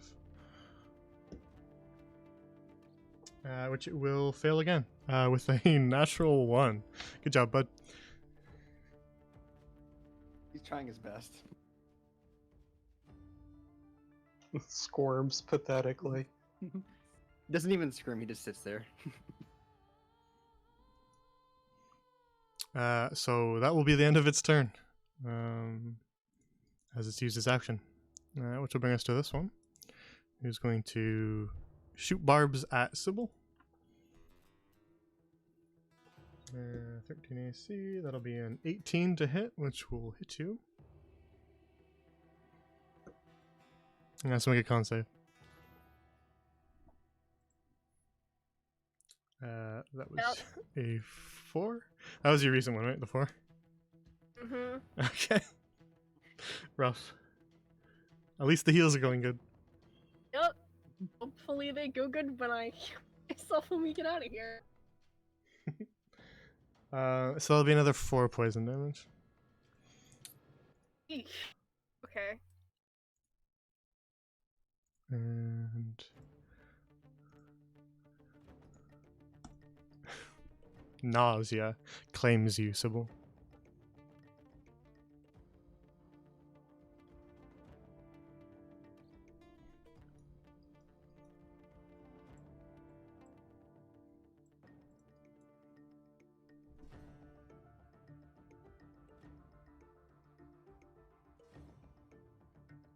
Alright, this deep slug here is going to shoot barbs at Martos. Misses. Oh, no. Yeah. And it will end its turn there. As it does not want to get close to that great axe, and it will pass the turn directly to you, Martos, which Sybil offers you a healing opportunity should you choose to use it. So will you poison the smoke? I'm good. Okay, I'm gonna use a dash action and just yeet. Like this. Alright. Yeah, you can get a little bit further down the tunnel if you want to continue, Martos. I'll just hide out like in the little like opening of it, just poke my head out like, hey, you guys good down there? Very well. Alright, Martos fails. So that brings us to Wits.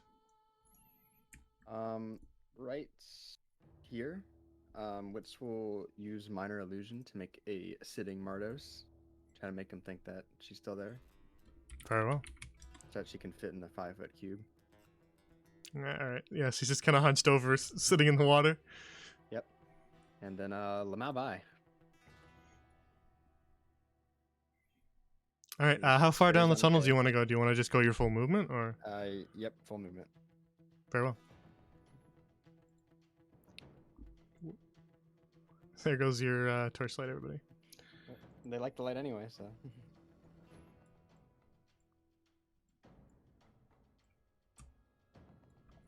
Alrighty. Skipping past Deep Slug 1 brings us to Draven. Alright. Bit of a tricky question here. Mhm. Can I use like an improvised action to like assist Sybil in walking, like down the path? Sure, yeah. I don't know how that would work. Like move on her turn, I guess. Like ready a movement to help her or something. Very well, yeah. Okay, I want to do that then. Okay, yeah. You can totally do that.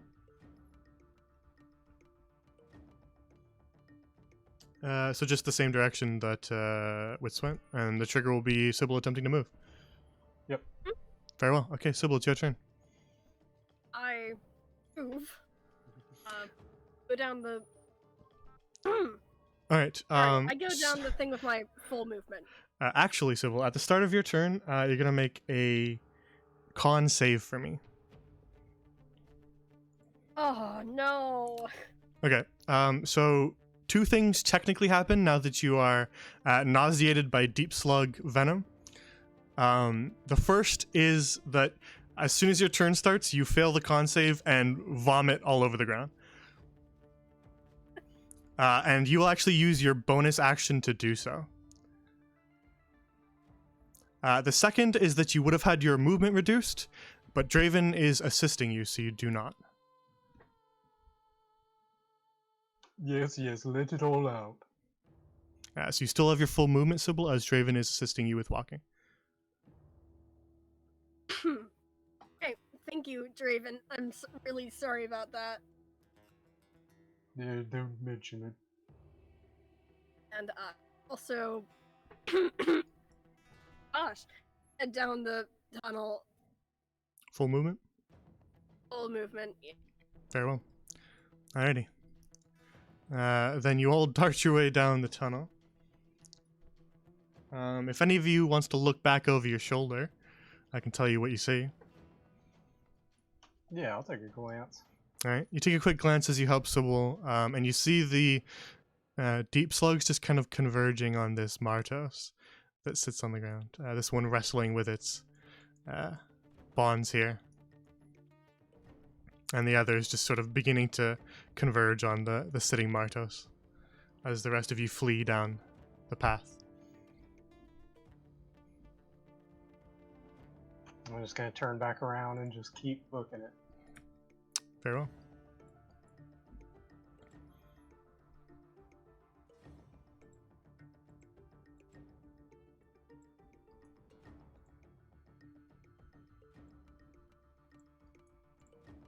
Just give me one moment.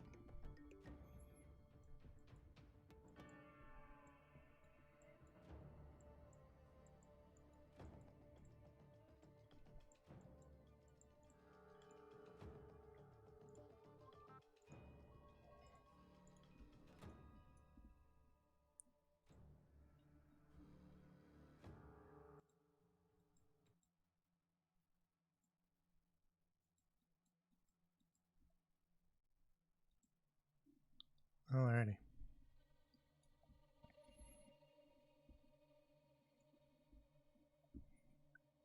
Then the four of you, Wits and Martos ahead of the pack a little bit, with Sybil and Draven lagging a little bit behind as Draven helps Sybil walk.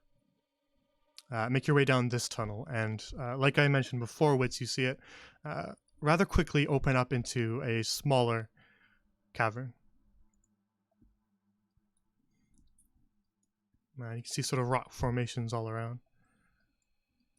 As well as something just sort of glittering at the edges of your torchlight, Wits. Don't forget that you still have it. I don't want to cover the whole screen, but don't forget that you still have it. Yeah, I assume it fits almost the whole thing. Pretty much, especially yeah. if I move in. Yeah, just if you ever need to measure, it's the 40 feet, so. Yeah. What, Moros, you see that thing? I'm so low busy, but I see something shine. All right, I'm gonna move closer. How you get that? Would still kind of like cautiously, like, and slowly walk towards it. All right, make a stealth roll then. Okay. While they're doing that, can I like do like a medicine check to see if Sybil's gonna be all right, or like if this is like a long-lasting toxin? Yeah, go ahead. Wits, you take one step toward the creature, and you kick a pebble along the way. A little closer, you can see that it is sort of a small little flat beetle. Its carapace appears to be made of just solid gold. It glimmers brightly against your torchlight. But as you kick that pebble and it sort of skitters along the way, it is going to just dash off behind this rock.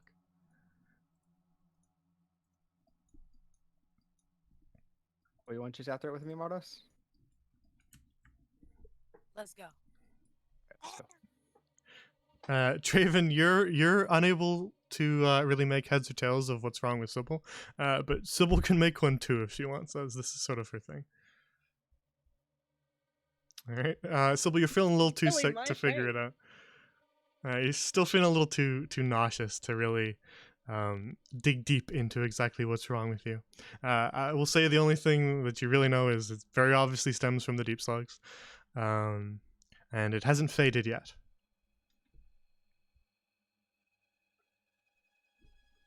Sybil, are you feeling all right? Not particularly. Thanks for asking, though. All right. Well, if you need any help moving around, I'm going to be moving forward, so just stay near me. Thing. I just dragged you two back so that I could narrate as you round this corner here. So rounding the side of this rock formation, Wits and Martos, you see that little golden beetle just sort of skittering away. Martos and Wits, you're sort of standing at the very edges of another very, very shallow pool of water. This one far shallower than the other one. This one barely even reaches over the edges of your boots. It's just a puddle. Whatever it is, seems scared. Yeah. You want to kill it? We can kill it. It's made of gold. Free gold. All right. Pause for me, Martos. This creature is very much aware that you two are there. I don't know what he's talking about. I'm not looking at him. Don't make eye So if you want to do something, it will react to it. So just tell me what either of you do. You guys can agree on who acts first, since you're both just kind of standing here. But one of you will have to act first. I can use some magic against it. Are you ready? Yeah, I'm with it. Yeah. All right. I'll Very Uh, well. I guess Witch will start, and he'll use Ray of Frost on it. Okay, go ahead. Hey. All right. 1 second.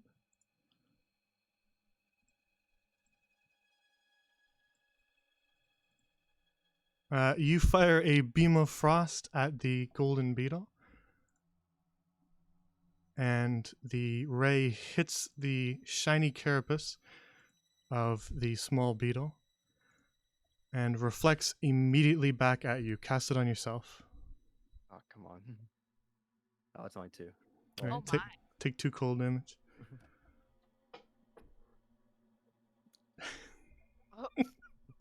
So Martos, you see a beam of frost slice across the center of this cavern here, and then immediately reflect and smash right into his chest. And now his teeth are chattering and he shivers slightly. Ugh. The hell? Oh. Ritz, what are you doing? Oh, it's not that strong. Let me Look, Draven, there's a gold beetle. I'm There's a trying to gold kill it so we can take the gold. The gold beetle. Come check this out, man. Yeah, look, Are come you see. two starting Yeah, yeah. another fight? Apparently, it reflects magic. Yes, I see that. What do you want with the beetle? And a gold. You know how much you can get that for? What are you suggesting, Witz? We kill the beetle and then sell it? Exactly. Oops, gold. That's a great plan. How can I help? Oh, well, you can kill it. No Apparently, magic, it though. reflects magic. I wouldn't try any throwing objects either. Just I don't know why, but I don't feel safe. Well, we could always do my favorite and trap it. Oh. Alright, well, that sounds fine. Might get more for it being alive. Probably, yeah, I'm with that. Alright, I have a hunting trap, however.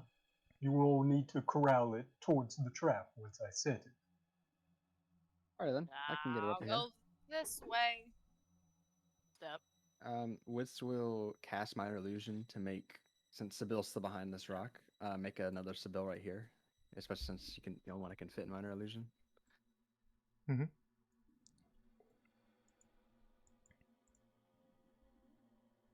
Yeah, so That she's is kind of just like seated cross-legged on the floor, I guess. Well, no, she can stand because she's 5 foot, right? She's she- 5 foot. Just 5 feet? Oh. Okay then.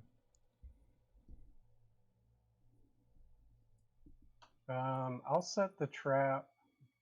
I'm just trying to figure out how we want to corral it. Marta's is going to be there. We got Sybil image there. I could drop it like right here.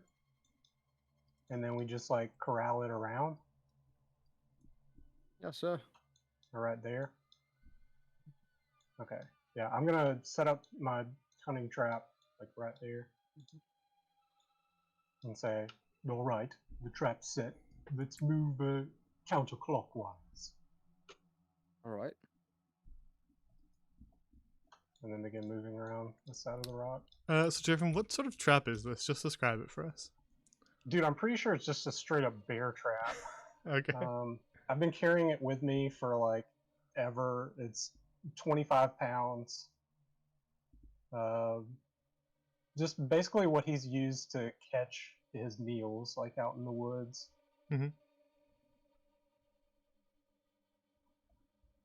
I got the hunting trap is in my backpack. If you check my inventory.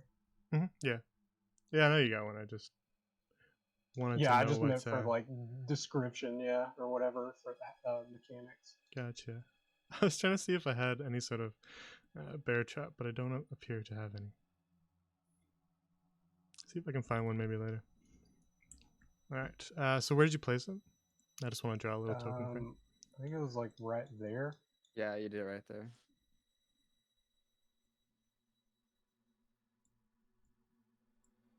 Alright. There's your bear trap. Which will cast my illusion again to cancel this one to put it in the symbol here to make it move up. And then he'll It squeeze begins. right here. It begins. Yeah, it begins to sort of skitter off and then sees you and pauses. But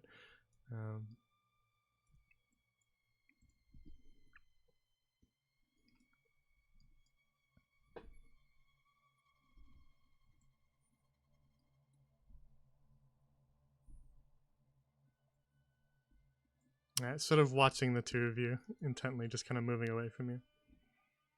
Just creeping on towards it. All right. Is there any sort of role that your hunting trap describes? Yeah, so it needs to make a DC 13 deck save, or it Gotcha. takes 1d4 piercing and stops moving. Okay. All right. I'll copy and paste. Yeah, I got you. It fails the save as the trap snaps shut as it steps on the little pressure plate. But it actually doesn't take any damage at all. The trap snaps shut on the shell and just sort of grabs down on it, but just sort of meets the carapace and just pauses. So it's holding it fast, but you haven't caused any damage to it at all. Okay. Well, it appears that our plan has worked. It is trapped now. What next, Weeks? Well, let's see. Kind of hesitant to get a little closer. You know what? We'll go for it. Can I get closer and start inspecting him? Yeah, it's just kind of scurrying with its little legs, but it can't move. Okay. There you go. You can inspect it. This is what it looks like. What's the kind of like knock on the shell, just to kind of get a feel for it? It is very hard and feels like metal. You can see some slight scratches on the surface. It's not a completely flawless surface, including some quite new scratches that have dug a little bit into it from the bear trap. But it is otherwise just a very smooth, very hard metal surface that makes up its carapace. Wow, this thing really is gold. Feels Nope. strong too. Maybe we can just keep that and sell it live back in Lysindria. Has it shown any like hostility while Wits was like knocking on it or whatever? Like, was it trying to bite at him or swing its tail or anything? It's facing you guys right now, and it's just kind of swinging the tail wildly. But the tail's not incredibly long, so it can't reach you two. It's just kind of swinging it back and forth as it kind of wiggles its legs. Does anyone have any good ideas on how to restrain this creature if we plan on taking it alive? I don't know. I don't know. Now that I think about it more, you really think we'd be able to make it? We're pretty roughed up, and we got to bring this thing up a rope.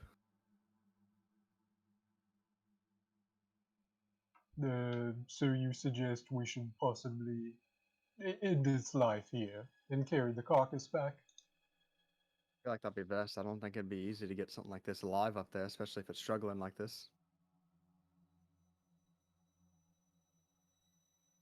Understood. I'm on board. What do the rest of you think? I have a blanket. I put it in the blanket. I tie the blanket, and I hold it over my shoulder. I don't know. I think the spikes on his tail look pretty sharp. I don't know. You think he'll tear through that? I have.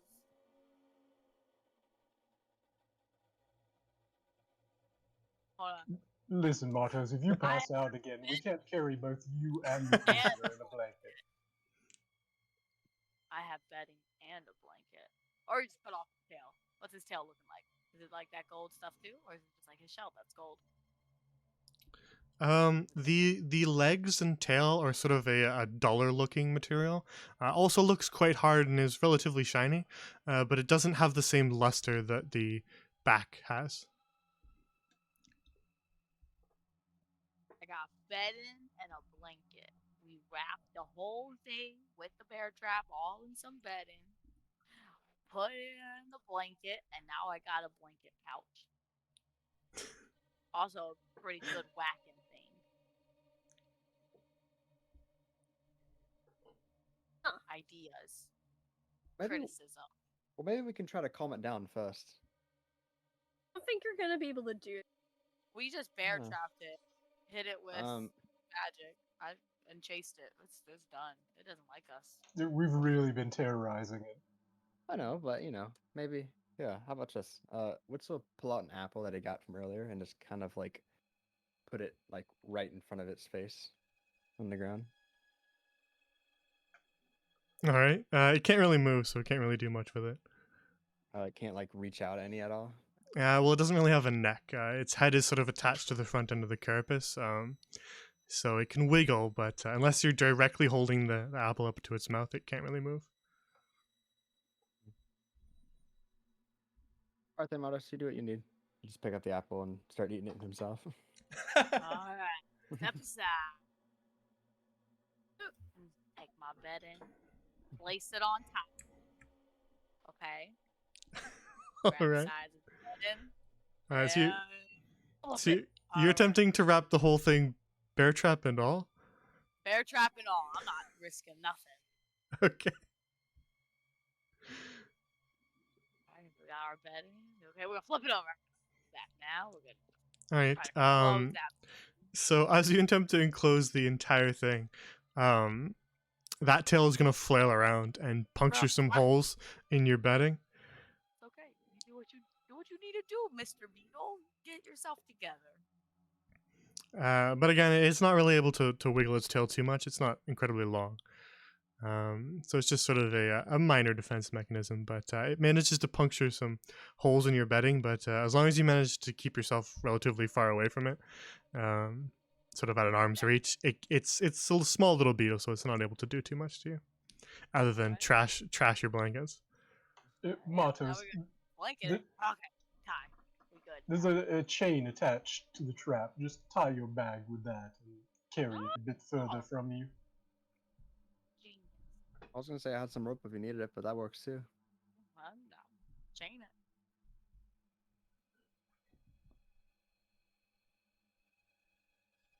I have a sack of beetle. All right.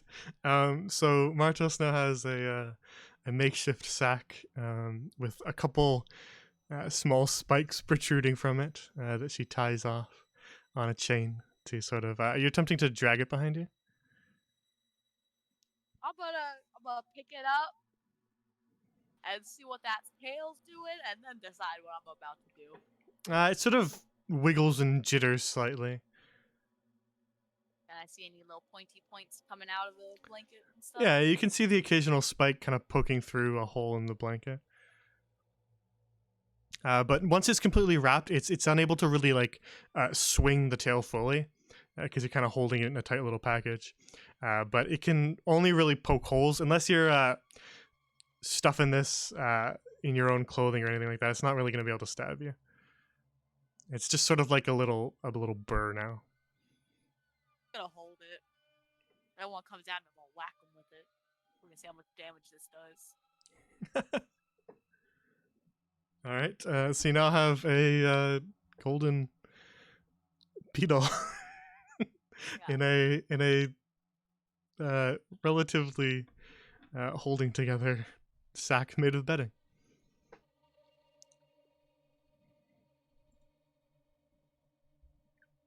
This has been nice. All right. All right. Well, with that done, perhaps we should make our way back up. I think we're gonna Right, be but- able to pass those things without any Hang on. trouble. Wait, I just saw something. Okay. Would I have seen that earlier walking around? What? Anything down here?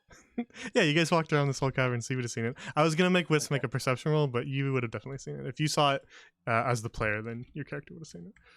Yeah. Yeah, so the sort of southern end of this cavern here has a large pile of like relatively small loose stones. Stones about the size of your head. And they've sort of piled up on the far end, almost like there's been a bit of a collapse there. Seems there may be another passage out of here. All right, then let's take a look. Pardon me, Sybil. Sorry. I'm just in real life getting attacked by a fly. That's how. Oh. Would still snap his fingers and make this one dissipate. Alright, let's see here. I am going to not do that manual labor myself, and then send my bats out to start moving some of the rocks out of the way. The bats can help with some of the rocks. Some of them are a little too heavy. That's okay. I'm not doing that work. All right, so Draven carries a bunch of the pebbles away, but there's still some pretty hefty rocks, about the size of the one that Martos chucked down the pit. They take about 2 hands to kind of lift. I got this, guys. Hold my sack.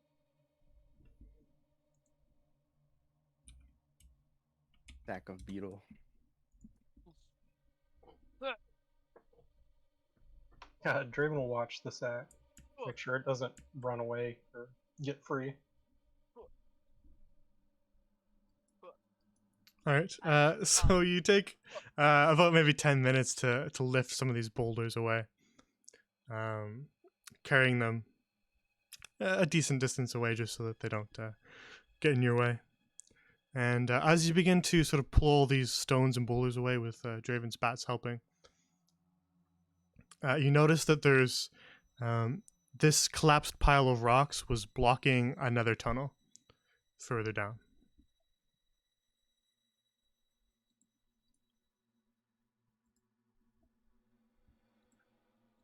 I'm gonna like peer down through there, I guess. So these are gone. You gaze down this tunnel. It's a lot thinner than the other ones, but enough that you could all pass through. Maybe the taller amongst you might have to hunch your head slightly. But this sort of narrow tunnel continues quite a ways. 60 feet. Okay, at the edges of your vision, just at the edges, you can see that it might widen a little bit, but beyond that, you're not really able to see what's there. All right. I'm going to move a bit ahead again and try to move quietly. You all just follow along as quiet as you can. So Draven's gonna move, I guess, like maybe 20 feet ahead, just like outside of Witz's torch range, where it's like not casting a silhouette. Mm-hmm. So maybe even a little further than 20 feet. I'm gonna try and move quietly. And I'm not moving that quietly. Very well. So as you proceed down this narrow tunnel, you see that as you get a little bit closer, it does indeed widen up a little bit. So if Draven is proceeding a little bit ahead of everybody, then Draven, this is what you see. Okay.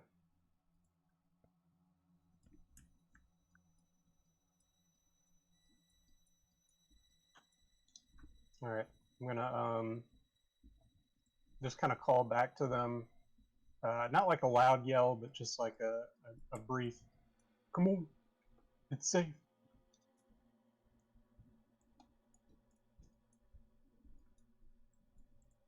And then I'm gonna move forward just a little bit, just to get a better view of the area that's widened up. Very well. All right, I'll describe it for you in a sec once I drag all their tokens here.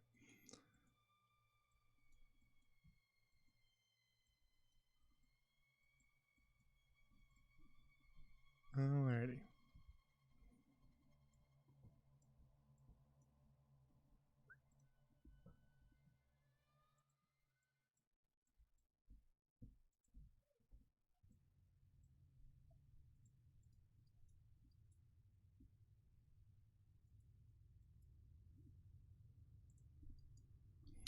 So you make your way further down this narrow tunnel, and the rest of you see that it does indeed widen up a little bit.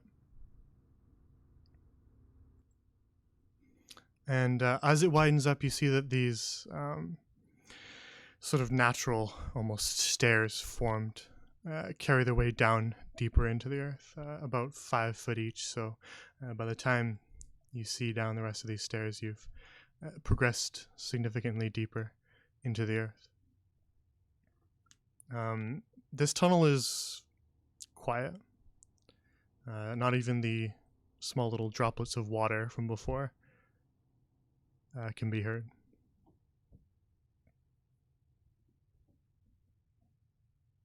Alright, I'm just gonna keep moving down then. Alright, and the rest follow you. So, but you're still green.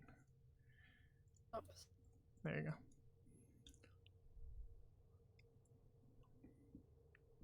go. There's a bit of room here. And it looks safe from what I see. Does anyone need to rest any before we continue further?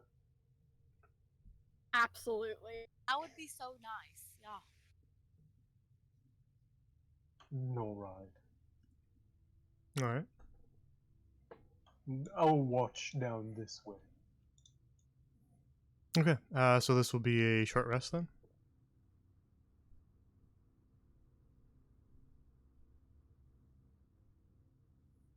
So heal what you need to heal, use your hit die. Regain anything you need to Yeah. regain. Keep in mind that you can use as many hit die as you want during the rest, you just won't have them later.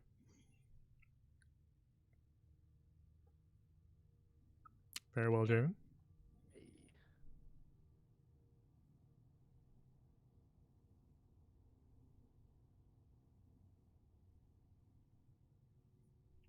Gotta love being wizard, only needing half of that to get full health.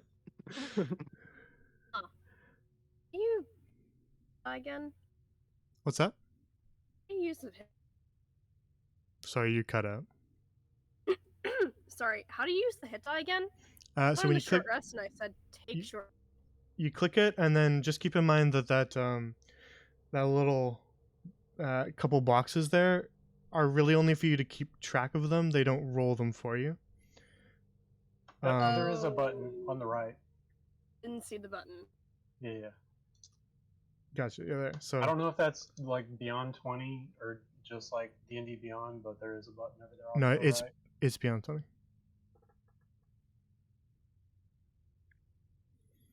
There you go.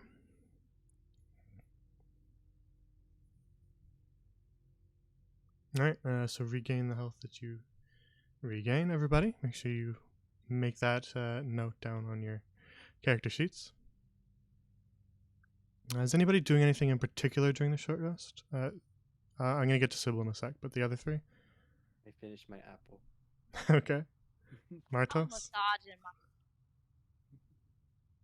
Your very sore leg. I'm running to the bathroom in the short rest, actually. Draven? Draven's just kind of like Batman kneeling over the ledge there, watching down the tunnel. Very well. We'll get back to you in a sec then. Sybil, can you make 3 con saves for me? 3 in a row. Oh boy. We'll use the first 3. Oh, sorry. Not a problem. If you ever roll too many, we just use the first couple. So don't worry about that. All right. Your nausea fades because you passed 2 out of the 3. So you're no longer suffering from the effects of the poison after your hour-long rest here.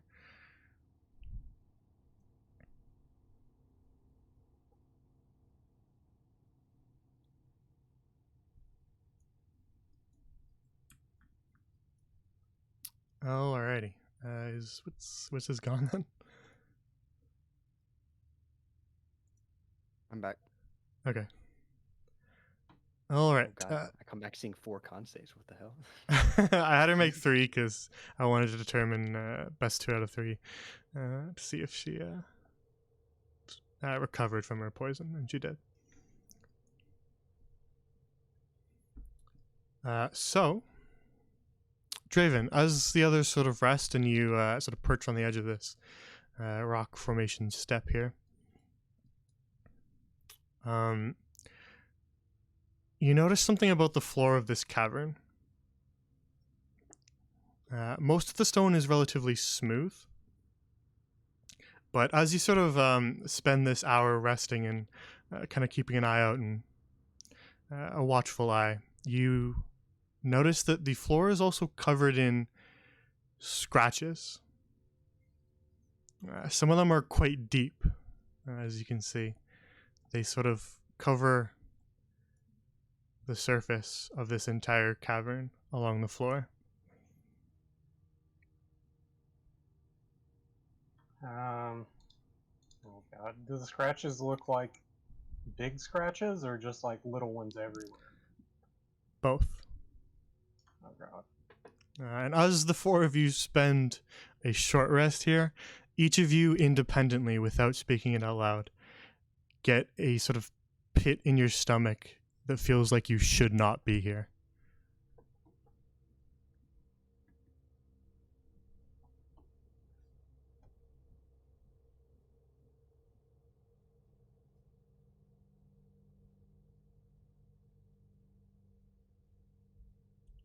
Which will take a sip from his flask to try to ignore the pit. Very well. I think he's almost out though. I'd Who- assume he is. Who's the one that examined the hut that we were at, where the wall was like blown out? Was that Sybil? It was Sibyl, yeah. Sybil, just looking at these scratches, do you notice anything you might remember from that hut we were back at? Any Make an- sort of resemblance? You all saw the hut, so Sybil can make an investigation with advantage. She doesn't need it. Sybil, whatever made these scratches, much bigger than whatever was in the hut.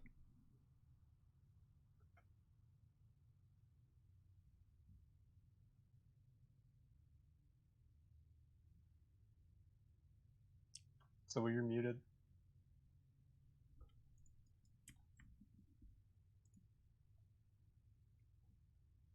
Hello? I had to run and do something real quick. Damn it, you guys. Did you hear what I said? I heard you say about the creature. Indeed. Yeah, I was asked- Sybil's muted. I didn't know she was about to say something or not. Yeah, I don't know. You are okay. Yeah, this thing is definitely bigger than the other thing, and I think we should take our chances with the poison slugs. Honestly, Perhaps. Should I try to get a better view of what's further? Or do you think that it would be best to turn around now?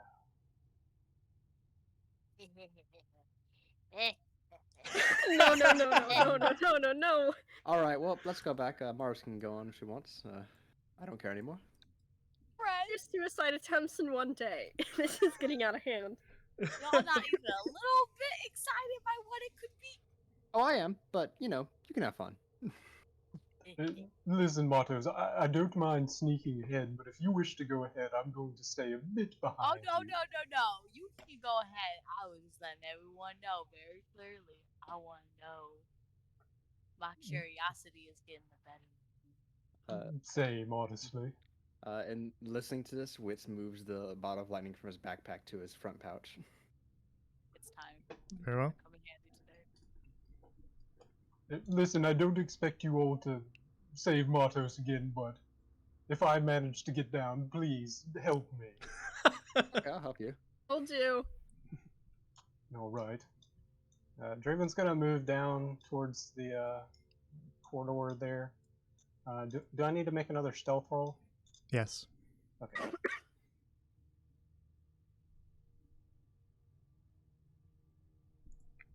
Alright, 15.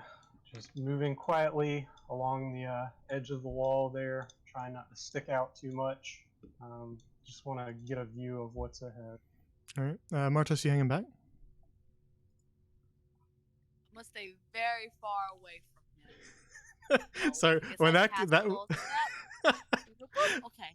I'm laughing because when that came out, it had the very subtle implication of like calling you out.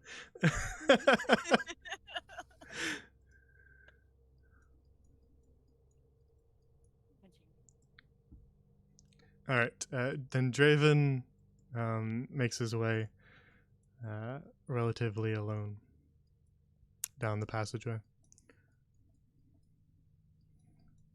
And Draven, this sort of wider passageway begins to widen even further as you continue.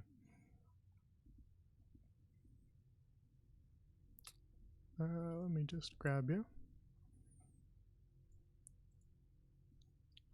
Into a very long, open chamber. The ceiling here is quite tall, beyond even your vision.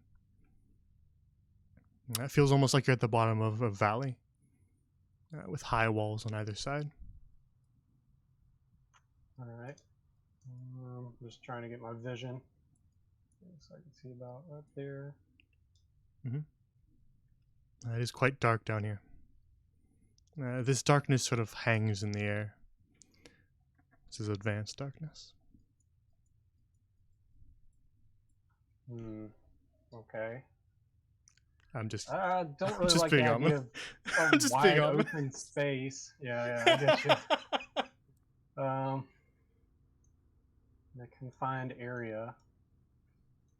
I want to try to just like climb along the wall and Okay. just keep moving a little bit. Directly along the wall? Yeah, like just I guess about like halfway up of where I am. Yeah. I just wanted to clarify if you were just kind of climbing up these little platforms or if you were directly on the actual wall. Yeah, on the wall. Very well. All right. You sort of crawl your way along. It's just sort of a rough kind of surface. But as you crawl your way along it, you definitely see more scratches on the floor of this cavern and on the wall.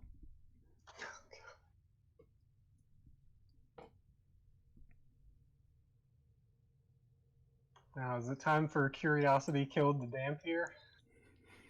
You mean a lunar elf? That's what I said. Lunar elf. I'm gonna move down a little further. Very well. Do I hear any like noises, like any of the like noises that could cause those scratches? Nope. Okay, and I'm gonna keep moving along the wall. All right. Let's just take a sec there. I'll re-describe things now that you moved along.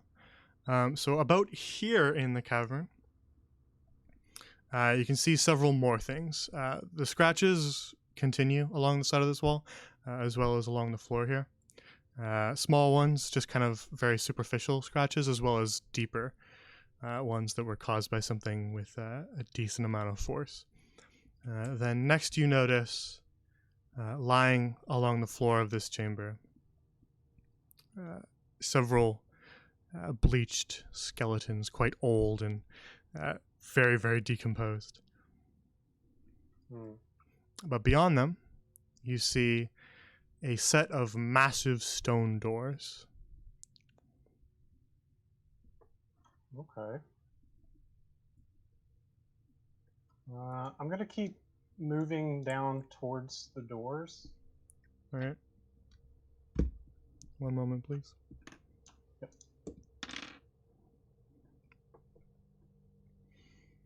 All right. As you begin to move towards the doors, you hear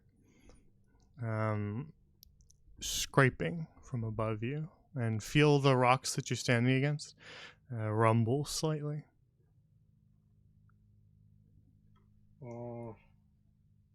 Okay. I'm just gonna like cling tight to the wall and just try not to make any noise. See if it continues. It does. In fact, it intensifies. Okay, I'm gonna move away from the doors. Very well. About halfway towards the entrance again. Is it the noise still continuing? Yep, it's getting louder. All right, I'm getting out of here. Okay. Moving quickly in an attempt to abandon stealth for speed, or continuing to be quiet. As quiet as I can, honestly. I'm not gonna abandon stealth. All right. It'll be a little slower then. Okay, just let me know where I gotta stop. Make your way a little bit further, as the scratching and the rumbling intensifies. It's much, much closer now as you sort of begin to reach the edges of the tunnel where it narrows once more. You feel as if the rumbling is just all around you. So just pause right there for a sec. Okay. You kind of caution a glance over your shoulder as you make your way back towards the edges of this cavern here. And you see something move along the side of the cavern. At first, to your eyes, it just looks like the whole cavern itself moved. The rock wall that you used to be standing against moved. And then you see legs. Lots of them.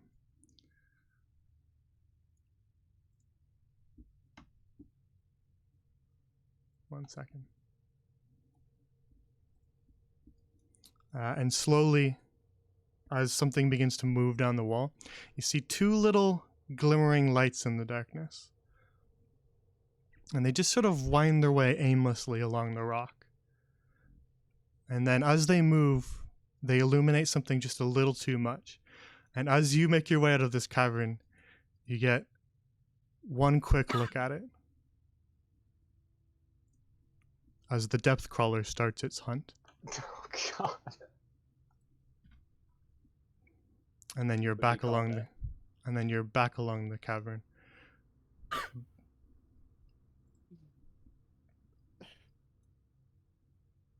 Draven's gonna quickly and quietly move his way up the ledges. Motion at Mardos. Yep, nothing good down there. Let's go. Oh, really? What Nothing? did it lead to? It led to some doors and a gigantic monster. We should really go. What type of monster? Oh, did the monster see you? I don't know, and I don't want to find out. All right then. We can As talk about this later. as Draven is sort of like motioning for you all to start moving away from the end of that cavern, the rest of you hear sort of a rumbling, loud, grating, scraping noise from the far end of the cavern. And it grows louder and louder as he quickly motions for you all to make a quick escape.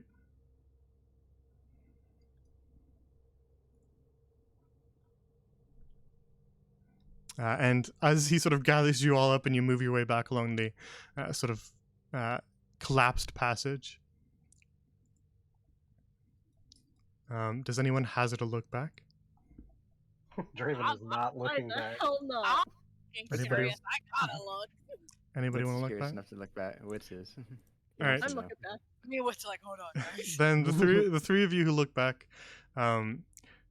just see something large that just looks like a massive chunk of rock, and it blocks what used to be the tunnel you guys were going along.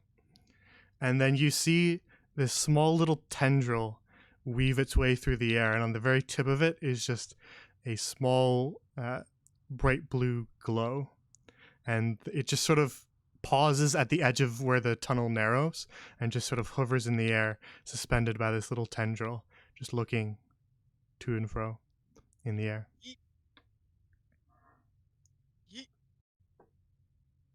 Run. Yeet.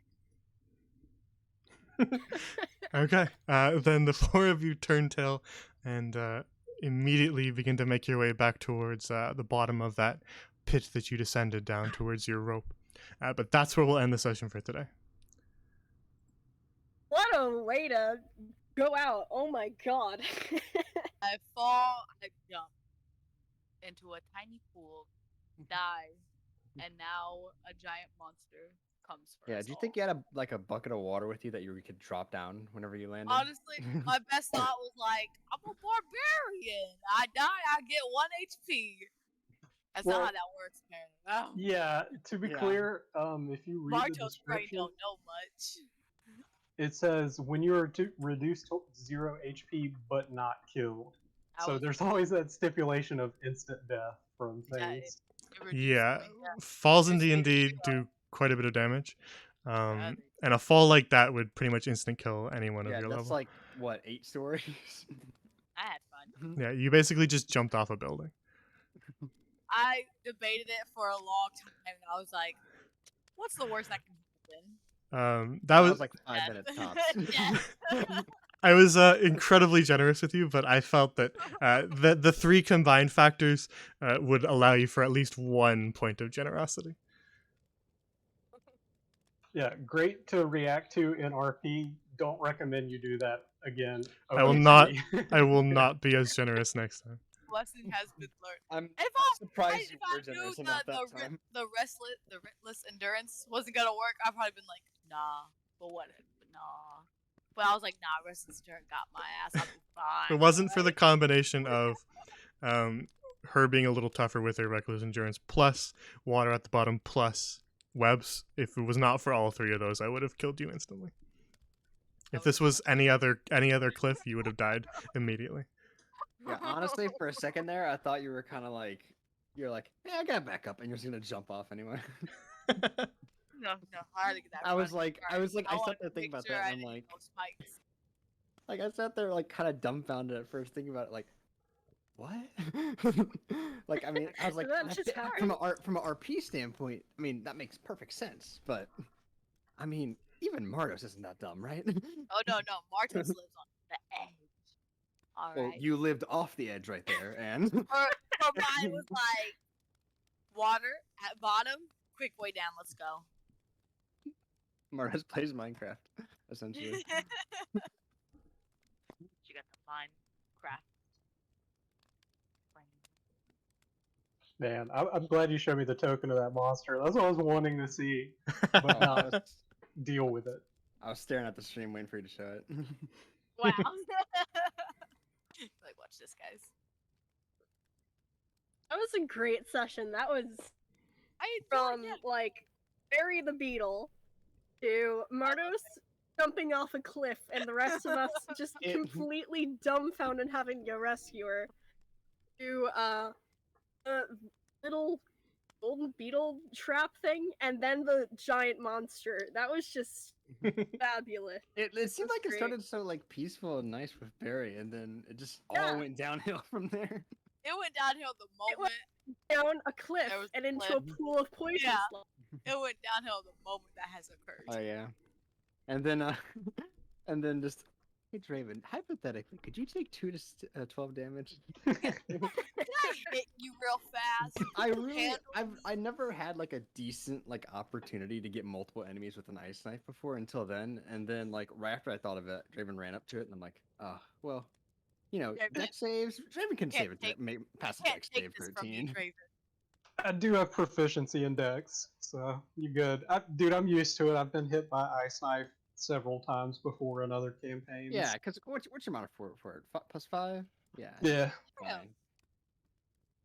Yeah, you had like a 60-40 chance. I would say in character, Draven's not super happy about you casting AoE spells near him, but out of character, yeah, if you got a good shot lined up, use it. Oh yeah, that's why I was really hoping that cold damage would hit both, because it probably would have killed both.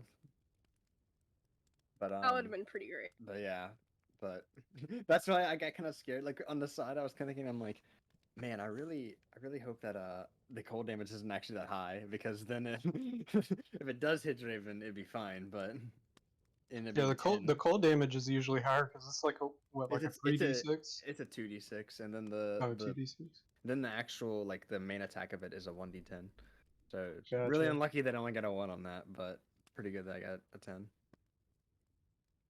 So it was either that or I used my other second spell slot, or my last second spell slot, to get another Shadow Blade. But Are you good?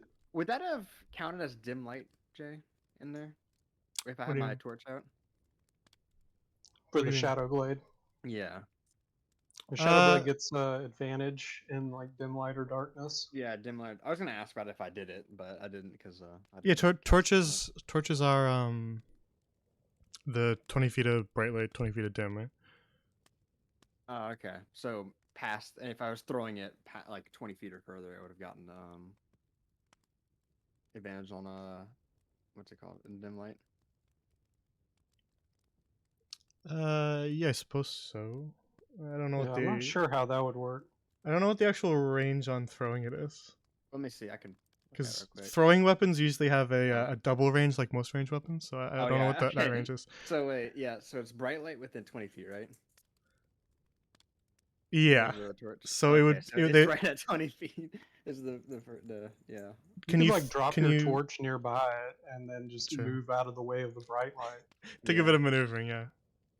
Yeah, I was trying to think about it. I mean, I was actually planning on like dropping torch at some point, but since it seemed like we were dipping, I was like, all right, I guess I'll just hold on to it. I'm really mad at myself for like I had said, oh, when I go down this rope, I'm gonna put out the torch so I don't have to hold it while I'm going down. And then like right after I said that, you switched over and I went and opened up the stream for a second because you didn't open that window yet, and I saw the enemies down, and I'm like, looks like I'm using my first turn to get light, and then that's it. And then it makes me wish I had the spell for dark vision, or at the very least chose a non-human. Yeah. So bookkeeping, Sybil, I'll add the lantern beetle to your inventory. For all intents and purposes, it is a magic item. Though it is a living creature and it does have a health bar. So just keep that in mind. Oh no, Barry can die? Well, it is a living Can't do creature, that. so just keep that in mind. Yeah. But for all intents and purposes, it will be a magic item. You figured out enough about it with your checks that I'll just give you the item so you can read about it. And then the other piece of bookkeeping, sometime in a future session, take a closer look at your staff. That's all I'll say. Okay. Use a short rest or a long rest to do so. Or get somebody to cast Identify on it. It's just very eating the grapes off of it. But otherwise, the next stream will be, I don't know, because we're still working on a time, because we had to do some schedule changes with the Seas of Sand group. So we're still trying to refine that. It might be Saturday, it might be later on Friday. It's hard to say. I don't really have too much wiggle room on the dates, otherwise things start to get too close together. Because this isn't just like a one-time thing, this will probably be a relatively permanent change, so I want to find a day that actually works. So if it's not on Friday, it probably will be on Saturday, unless that doesn't work for anybody, but we're still working on it. So I'll tweet about it. I will announce it in the Discord for those who want to tune in. Wrapping up, there's my Twitter. There's our Discord. If you want to join, that's where you'll find lots of announcement stuff. I retweet art on the Twitter if I see any, and we have a whole art channel on the Discord, so feel free to join. If you ever see that link is not working, simply tell me in chat if anyone's trying to join, because it's a temporary link that I will update every once in a while. If you ever miss a session, we have an archive.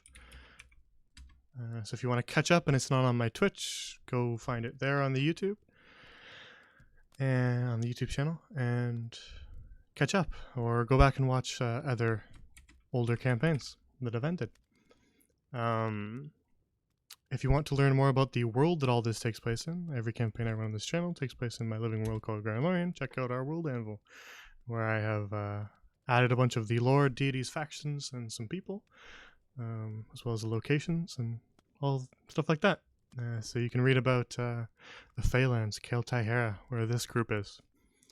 Or you can read about the desert, where Seas of Sands are. Or on Mondays, when we have Silversong, you can read all about Middlemere. And some of the deities that they may reference, or the factions they run into. Other than that, is there anything else we have? I don't know why I always forget the ending spiel. I do it like 3 times a week. I always hit the end of it and go, is there something else? Yeah, I think you got it. But yeah, so tune in again on Friday. If you want to watch more Whispers in the Woods, is there anything that will change next week for anybody? I'm good. The day after Wednesday next week, I'm going to be moving in my dorm. Should be able to make it, but like, keep in mind that that's a thing. I guess might be doing that.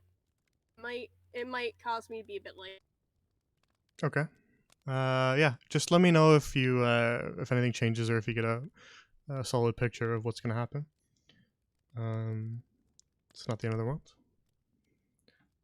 But yeah, we'll say that it's penciled in for next week, 7 p.m. Eastern then. Next Wednesday for more Whispers in the Woods. Other than that, that's really all I have to say. If you're here for the beginning of the stream, look forward for more of those chat builds and NPC events, because I'm going to test one on the Discord. So join the Discord if you want to see that. But then I'll probably do a couple on the Twitter too, for just anybody who sees it. So yeah, look forward to those, because those will be fun too. It's testing period. Other than that, have a good night. And people leave, I suppose. Have a good night, everyone. Good night. See ya. I killed this fly that got in my room. She's just very immersed in the insect killing RP. Yeah. Have a good night, Yeah, everybody. she's still feeling sick, so that's why with the poison. Exactly, yeah. RP. Take care. Thanks for watching, everybody. And I'll see you all later.